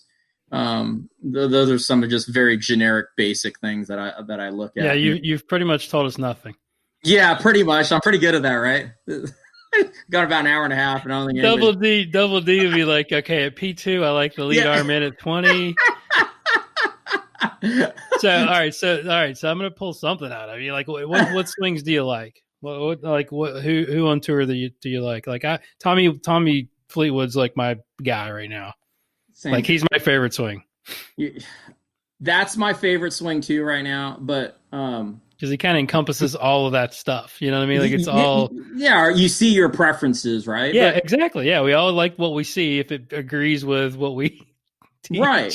But to that point, I love Jim Furyk's swing.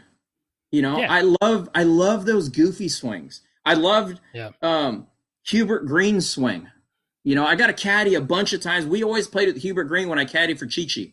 We always our practice rounds on Monday and Tuesday were always with Hubert Green and Fuzzy Zeller. I miss seeing those swings. Yeah, so obviously Chi-Chi wasn't like the model, right? So, no. What did you learn from Chi-Chi? You guys had to talk swing technique or something during your time with him. Like what was that would be interesting to see what he was actually thinking about. Believe it or not, we really didn't talk much, but he did. But wait. There's always a little nugget there. Hang on. There's always a little nugget. He taught me how to hit the flyer driver. Okay. The flyer driver, bro. That's DOD?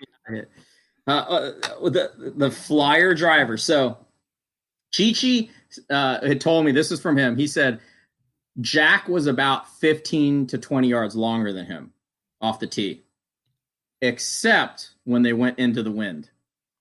And Chi-Chi said he was 20 to 30 longer than Jack into the wind. Because he had a little more boring trajectory, or is it? Well, because of the flyer driver.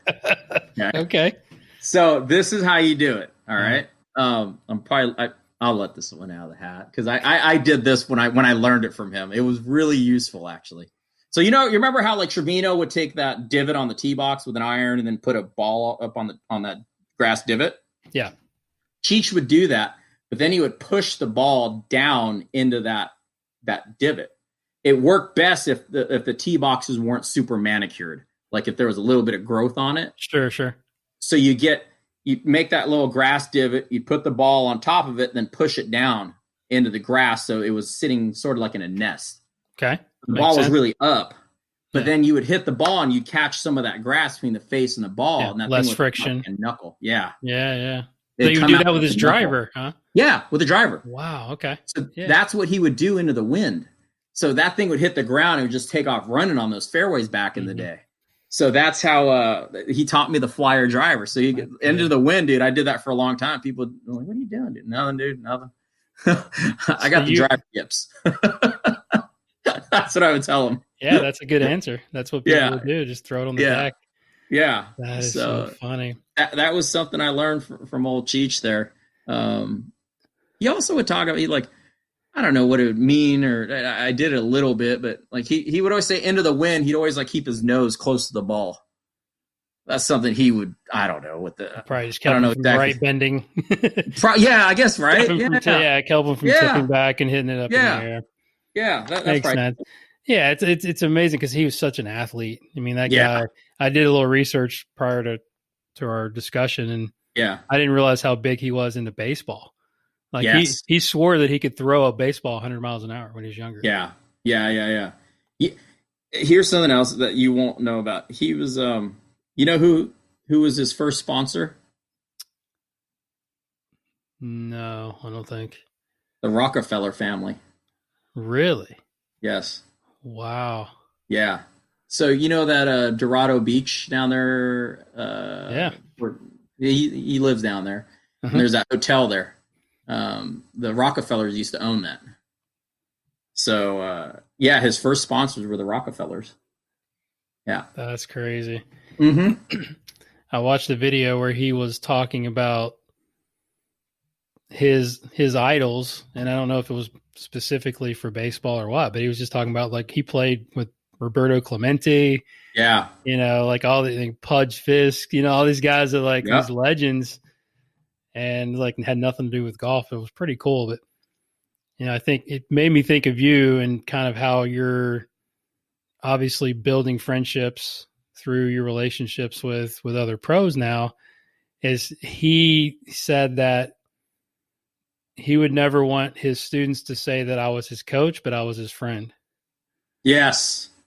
That's a great way to put it. You know, and I thought that was just classic. I mean, that made him such a, you know, popular person, but it also showed his character and just the type of person that he was. But like you, he was grateful and he was appreciative of what he had accomplished in his career. So I'm sure he gave a lot of that to you. Oh, for sure. You know, and I think that runs into, he talked a lot about giving, you know what I mean? And I remember the first time, this is before I ever knew him as a kid, I remember seeing him do this thing. It was Inside the PGA Tour. Remember that show? Yeah. Oh, yeah. And then they had Inside the Senior PGA. Mm-hmm. And I remember him, there was a bucket of golf balls, and he was doing a clinic, and there was a little kid, and he told the kid, hey, grab as many golf balls as you can out of that basket. Kid grabs all the golf balls as he can. It was actually a little girl. Grabs all the golf balls that she can, and balls come falling out, right? And he looked at the girl and said, that's life right there. When you've had enough and you've gotten so much that it's falling out, you need to give that back.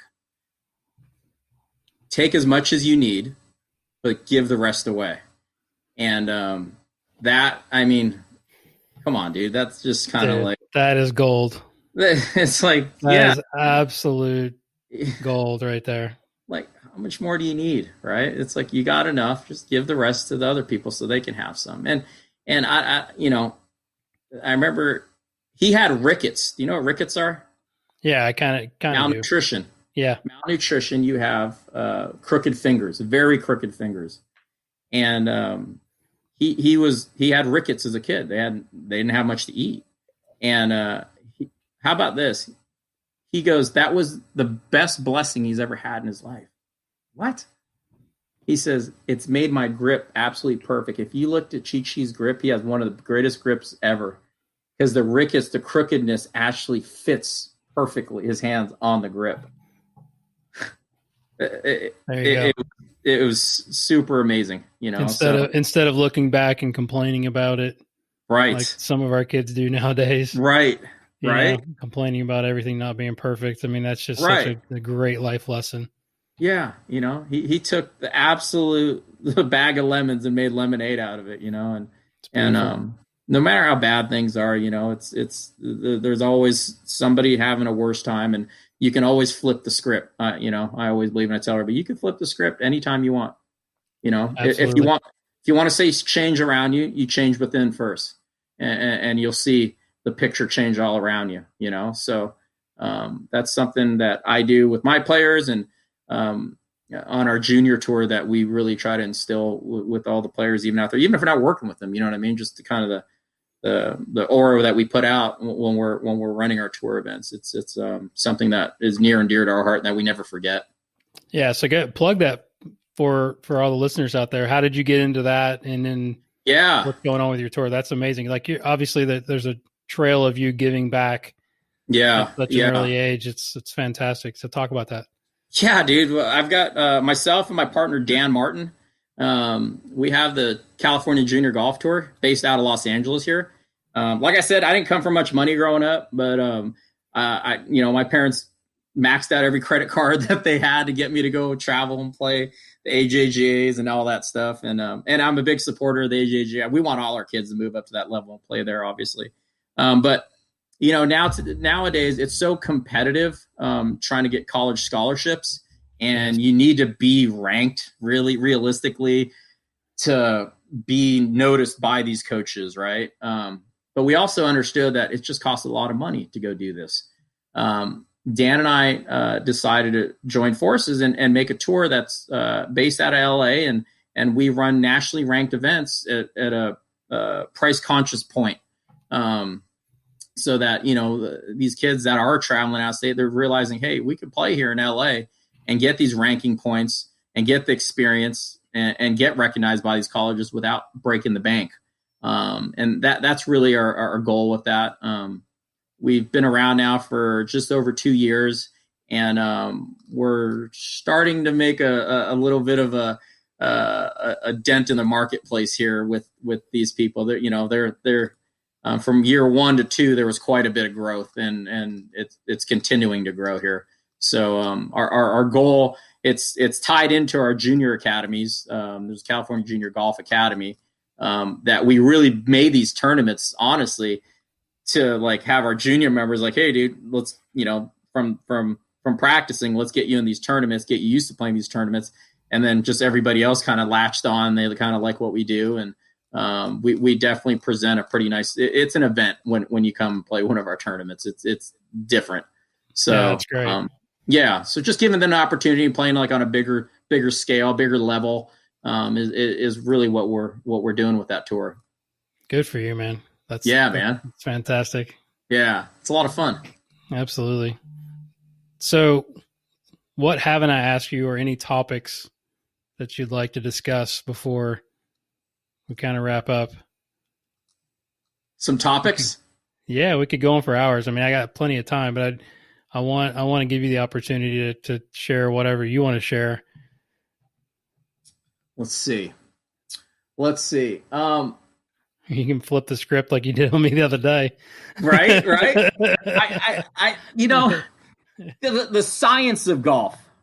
I mean, we talked a little bit about that, right? Mm-hmm. Yeah. About the science, and now it's starting to get, I appreciate all the scientists because they're digging in areas that I can't dig. I don't know what any of that stuff is. Do you think, so far with the science that's come out with some of the theories and stuff like that, do you think it's really helped players much, or is it too early to tell if it's helped? Yeah, I mean, I think it's going to take some time, right? I think it's definitely helping coaches understand technique, right? I mean, it's like what, we understand now the forces and torques of what happens with a golf club, and I know rate of closures kind of come back to the forefront here in this quarantine. That's going to be interesting, but there's so much. It was interesting. Did you watch the one with Chris Como and Andrew Rice the other day? They were talking about, now we're sort of digging into repeatability, right? So there's so many things like it. I know this is a roundabout answer, but this is just off the top of my head. Yeah. We understand a lot that is definitely is now fact based, right? I mean, we're not even talking about ball flight now. That's like archaic now, right? And in 2009, like that was the greatest thing ever when TrackMan started to get popular in D-plane. But now we understand what the club does, what the center of gravity does relative to the couple, relative to the the body segments. All this stuff is very important. But as we discussed the other day, it's like, now how do we develop a language or something that's going to bridge the gap for us to be able to give that to the student, right, at the right time in a golf lesson that's the appropriate fix or prescription for the diagnosis. That I still feel like we're not quite there with that, right? Because everybody kind of scarfed it. I mean, I take it all in. I'm very much a sort of a lurker more now on social media than I ever was. I don't like to get involved in conflicts and arguing about things. I mean, it's like, I'll do that more in person. I'll do that more in person if I'm with the individual at the show or at a teaching summit or whatever. But I'm not going to sit there and be a keyboard warrior of why this isn't right, because whatever's coming out, those people have put in a lot of time and effort to do that research. So there's a lot of great information that's coming at us very, very quickly. It's up to us as coaches to be the filter. Yeah. Right. How does this apply to what I'm teaching? What do I believe? Again, and you can be overwhelmed. You can get a little bit overwhelmed with all the stuff too, and figure out like, what am I going to do in this next golf lesson? Yeah. But not much has changed as far as the way the club is built. Mm-hmm. Still has loft, still has a lie angle. There's still an incline plane. There's still a handle. There's still an attachment to that handle. The body still has to move. Again, it's like you can get in. The thing that I'm most curious about now is how do we measure what's happening with the brain or the intention of the player, right? Right. So that's the big thing so I think it's like you almost have to, because again, we're looking at videos, which was the high tech, 10 years ago. And now we're taking video, which is, I teach every day with video and TrackMan numbers and force and pressure plates. That's a moment in time. Yep. That's one swing. Okay. So unless level we know, level lie, right. In my teaching day. Yeah. Unless you say, okay, if you're really going to build a study, it's like, all right, what happened? How did these segments move? And then also, what was the player trying to do? Right. Right. And then what actually happened. Right. So there's a lot of stuff that we're missing out on, I think. And that's what Como was talking about. Every time I listen to Como, he's a good buddy of mine, but he always makes me feel really stupid. I'm like, God, why didn't I think of that? It's so logical, of all the stuff that, we're talking about rate of closure, but he's talking about, all right, well, what's the repeatability and how's that all kind of work back into it? It made me think of what we were talking about earlier about having our preferences and swings. And what I like about Chris is he always looks at it from the other side. He's like, all right, why does Jim Furyk's swing work? Why does Raymond's Floyd swing work? Why does the funky looking swings work? Right. And then work back into, what we know that might be more repeatable. But I mean, again, it's just getting so much information. That's why our job is so difficult. People don't realize if you're trying to do it at a high level, it can become a little bit overwhelming at times because there's so much information. There's so many things that we have to react to based on what we're seeing with that player in front of us. That was a long answer to the question, but that's sort of off the top of my head. That's sort of what's on my mind right now. You reminded me of something that earlier today when I was with Joe Daniels with the golf machine. And there was a question posed from one of the viewers about they had seen one instructor talking about Ben Hogan's swing and about, the number 4 accumulator. And he's like, the one teacher was saying that like right after impact, like 7.1, 7.2, that Hogan continued to keep loading the 4th accumulator. Right. And Joe said something to your point about Chris Kelmer. How do you know that? Well, through all we can go by is through video, right? Yeah, we never had him on 3D or AMM. It's like, right. How do you really know? What was interesting to the answer to what you were talking about, Chris, how like viewing, like, Chris looks at it a different way, right? What Joe had said, he goes, Hogan was known for changing his stance line, right? So with longer clubs, he would be more closed with his stance line and more open with his feet with a shorter iron. And Joe goes, well, it depends what club he was hitting on the video you guys were looking at. And I was like, okay, so I'm listening. What are you talking about? He's like, if you set up with a more closed stance line, this left arm is more across your chest already. It's already loaded. Loaded. It's loaded more, right? Yeah, exactly. So he was just saying, he goes, well, it depends what club he was hitting and what shot he was hitting. But I'm telling you, he's like, if it was a longer club, that thing looks more loaded than if he was with a short iron, it's going to look more unloaded, right? So many variables. Right? And it was like, God, dude, I never thought about that. But yeah, I did it. And I'm like, oh, crap, he's right. So that's, looking at things differently, like you said, and knowing what the pieces. I mean, I remember I want to say it was Dr. Scott Lynn, but it might not have been him, like, because I've learned from a bunch of people. But he goes, when a student comes to you, a person is very messy, right? They're like, there's a lot of things like with that person you don't know about, right? They just come to you and say, hey, man, I want to shoot lower scores, or the dreaded, I want to be more consistent, right? And hate that. I hate that because that means nothing in my world, right? Yep. Yeah. It's like, have you been consistent? Has your wife consistently liked you? Probably not. All right. I can say that, dude. That's the greatest. Yeah, dude. I mean, my wife is not consistently like me. I can tell you that. She's mine's been, touch and go all day today. Yeah, exactly. Right.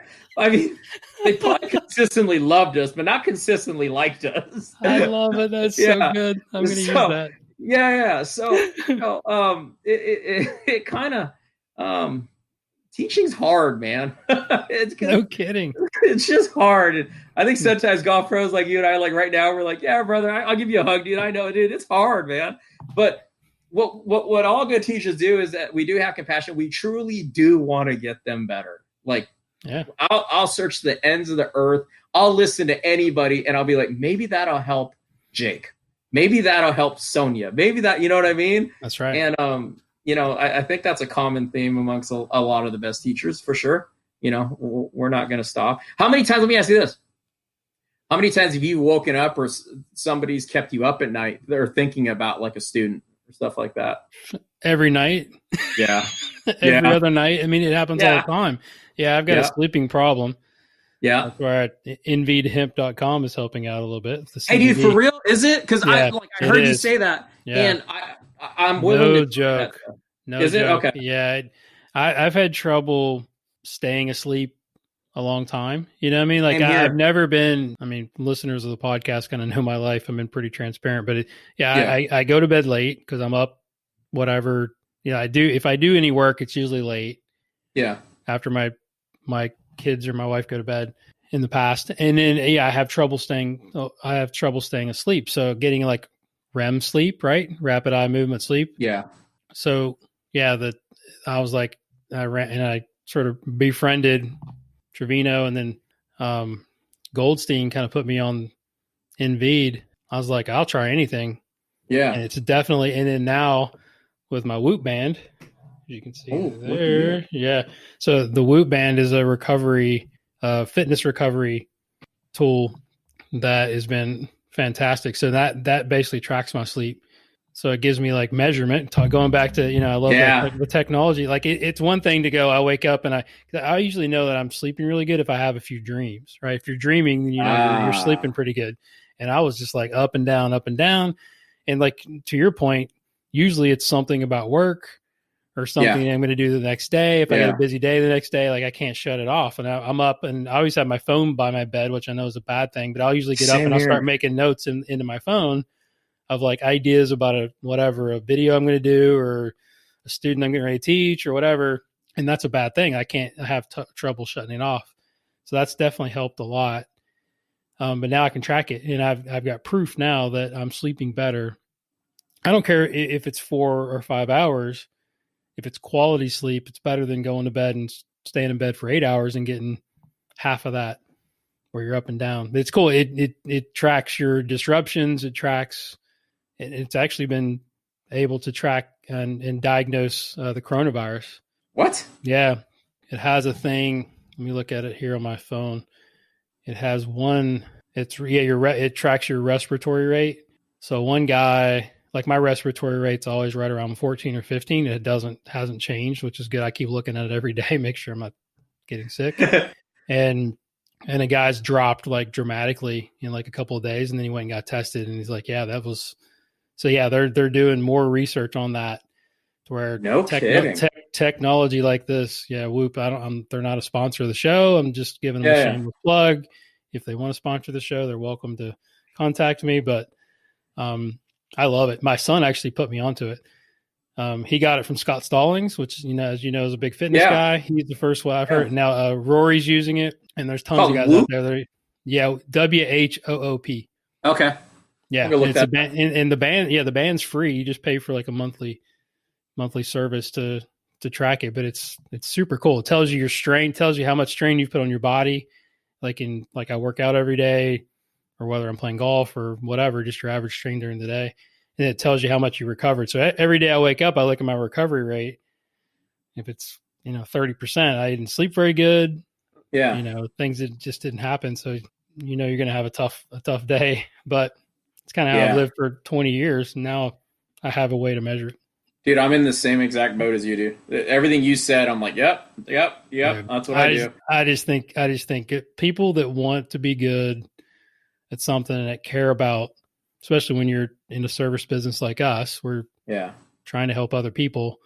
You're going to have, that's just a quality that we have, and it's going to happen, but there's got to be, some tools to where you can keep, health is amazing. You're a little younger than me. I tell all of my guys that are, in their 20s and 30s, like I wish I would have got fitness when I was 25 instead of 35.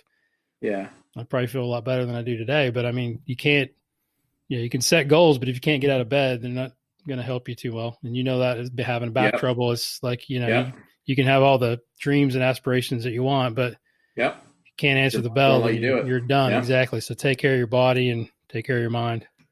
100%. I got a question for you. Yeah. You said that we're in the service industry. Do you think it's just the service industry, or do you think we're also in the entertainment industry? No, I think it's both. Yeah. It's definitely, I'd say it's becoming more entertainment. Yeah. I think now, because again, everything we've used the word evolve a lot in the last week. Yeah. But everything's evolving. The game's evolving. The way we teach is evolving. The tools that we use to teach is evolving. Yeah. Right. So, you can say whatever you want about technology, but if you don't have some measuring devices or a radar or some things, you better be pretty freaking good or have a great reputation before, or people are not going to come see you. You better be funny as hell. Yeah, right. Exactly. You better be. Yeah, exactly. So, so I think, I'm not the most exciting, not like, I'm not looking to be like Mr. Clown out there on the lesson team, Mr. Rah Rah, but I tell people, and again, I'm going to go on these tangents, but there's a reason why I'm a big movie guy, as everybody knows. And I use a lot of movie lines, a lot of movie quotes during my lessons. I use a lot. I've got a great memory, so I have really good recall. But it always, it's like any good speech has stories, right? That last and stays with your students. What are they going to remember?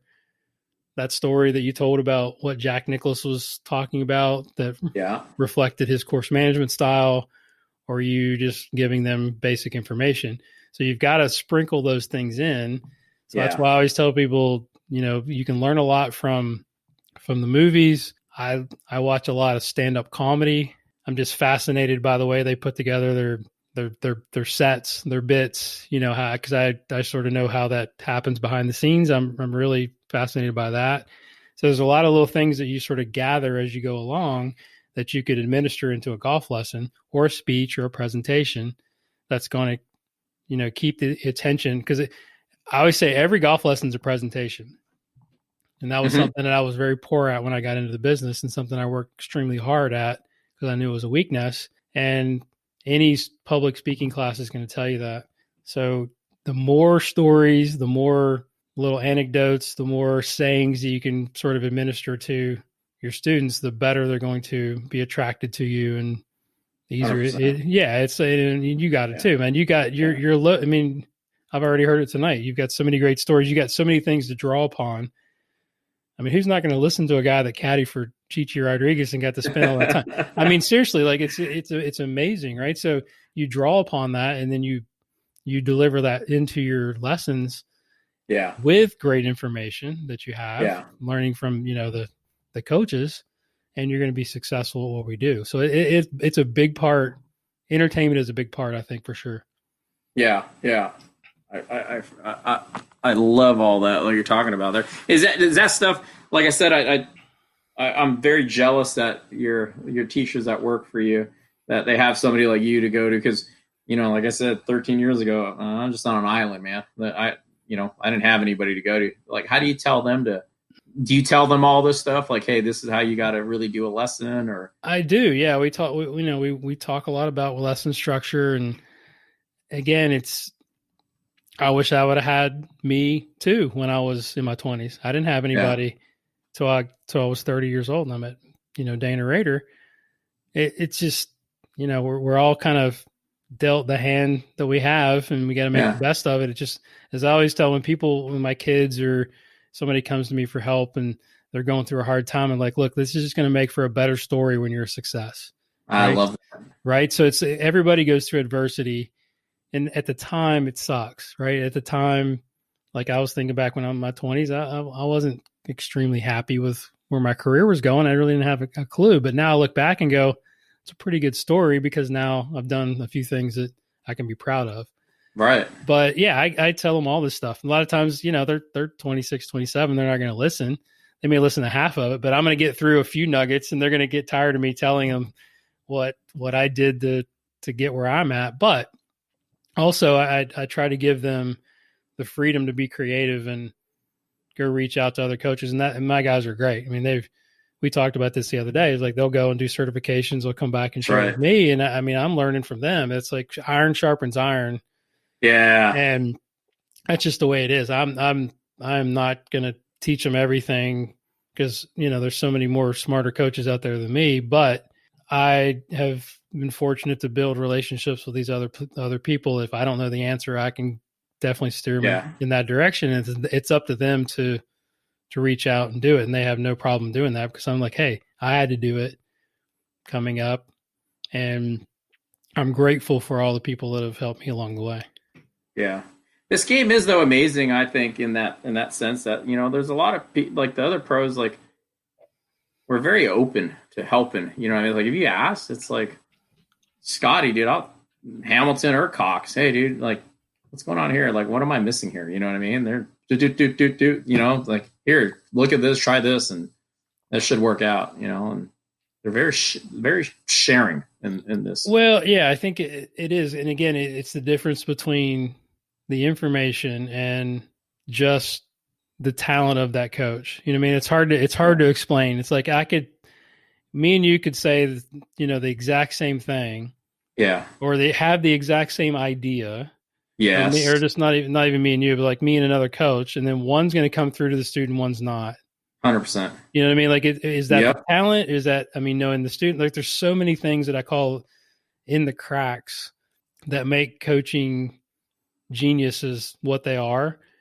And that's stuff that I don't know that you can teach. It's just, it just is what it is.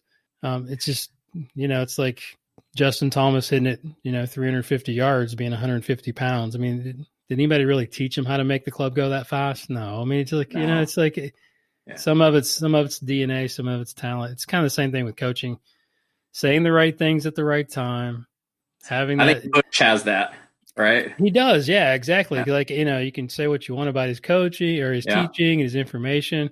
His records. His record speaks for itself. And that's one guy that I would love to spend some time with.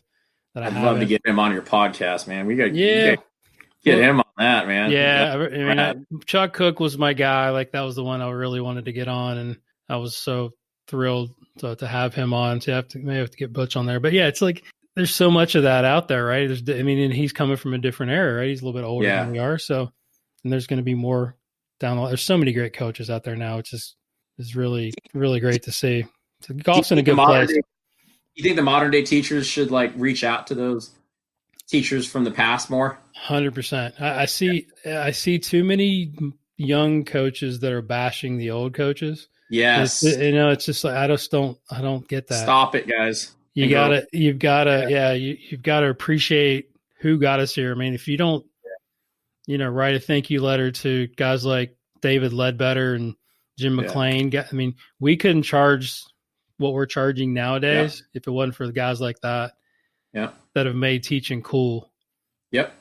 And made teaching to the forefront. Like, and I think players need to do a better job of probably thanking their coaches when they win tournaments. I mean, that's another pet peeve of mine, but still, like, what are we doing? We're just guiding these talented individuals along to hopefully so they don't take too many wrong turns to where they can get to where they want to go. Right. So it's just, we're doing a great service, but we're not swinging the club. But they're just allowing us to have a hand on the steering wheel, Absolutely. Yeah. That, but I agree with what you're saying there, dude. Like, yeah, man, like the Ledbetters and these older coaches that are still around, they've been around for a long time because obviously they're doing something that works. Absolutely. You can learn from that. Yeah. And it's like, that's what's been cool to have like Jim McLean on the show and just tell him and Chuck Cook to tell him how much they've had an effect on my career. Yeah. I'm grateful for that. And even though it wasn't always face to face, it's like the information they're putting out, and then how much are we paying attention to what they're putting out there, then it's up to us. That's what I tell my guys. It's like, look, I can only give you so much. Now it's up for you to have the stuff that you got, John, which is like getting after it. I just call that just putting your head down and keep going and not letting anything get in the way of whatever your goals are. That's it, man. So I really, the short time that I've gotten to know you, I really admire what you're doing, and you're definitely heading in the right direction, dude. I appreciate it, brother. And I appreciate what you've done from afar. Like I said, I've been listening to your podcast and stuff like that, and you've been on a lot of hikes with me when I was running up and down hills and stuff like that. But I do appreciate what you're doing, and I've told you this, that pros like myself definitely are listening and picking up, and just you've mentored me in some weird way, really, and you don't realize it, but the things that you say, I really do listen to, especially with your son, and I've got my kids that are starting to play. I do appreciate you, and I appreciate you doing that. Thanks a lot. That means everything to me. You don't even know. Yeah, man, I appreciate it, bro. So give us, the last question. You listen to the show, you got to your billboard. Your my billboard. Yep. So if you got to get a message to the world and put it on a gigantic billboard, what would it be and why? That's easy, dude. Give more than you take. Give more than you take. That's it, dude. It's well said. Yeah. Give more than you take, and I think the world will be a better place. So absolutely. Well, keep up the great work, man. Thanks so much for taking the time, and I feel like we've struck up a friendship, and now that I'm here to help you in any way that I can from afar, but I feel like we're going to cross paths at some point. I greatly appreciate it, man. I can't wait till we get that day. Absolutely. Have a great one, bud. All right, you too, brother. Thank you so much, Shay. What's up, everyone? Guru back here again with a couple of things before you go. First, big thank you to John for coming on the show and sharing his story and some incredible knowledge on teaching and coaching, and also some life lessons that I hope you enjoyed that are really going to help make you a better teacher and also a better person. Make sure you follow John on social at Leary_golf and give him a social wave. Thanks again to our sponsor, NVDHemp.com and Swing U. Make sure that you use the promo code GURU20 for that 20% discount when you buy your CBD products. Make sure you go to the App Store and download the Golf Guru app, or you can click on the link in my Instagram bio to check out that. Also, follow me on Twitter and Instagram. Let's get these followers up. I'm at Golf Guru TV. That's Golf Guru TV. Appreciate that. Check out all my content. I'm doing IG Lives, doing plenty of inside information that you're going to get into the Golf Guru app as well. So check out my website. It's about to be redone. I'm very excited for this. Thanks to Swing U, my marketing team. The golfgurutv.net website is going to pop. So I will look forward to putting that out there soon, where you can find videos, articles, and more information on my teaching and coaching. Also a weekly newsletter that you want to subscribe to that I will be bringing to you very, very soon. If you have a question or a comment, you can email the show at golfgurushow@gmail.com or just hit me up on the DM. Thank you for all the DMs. Thanks for all the love. I appreciate all the feedback. I will try to get back to everybody as soon as possible. Music on this show is brought to you by Kevin MacLeod and Zach Mullet. Leave me an iTunes review. Thank you so much for all the ratings that you've given me so far. 5-star ratings are awesome. I appreciate the love. And as I always leave you with the Jim Rohn quote, study, practice, teach, and then pass it on. I'll talk to you next time. Thank you so much for listening.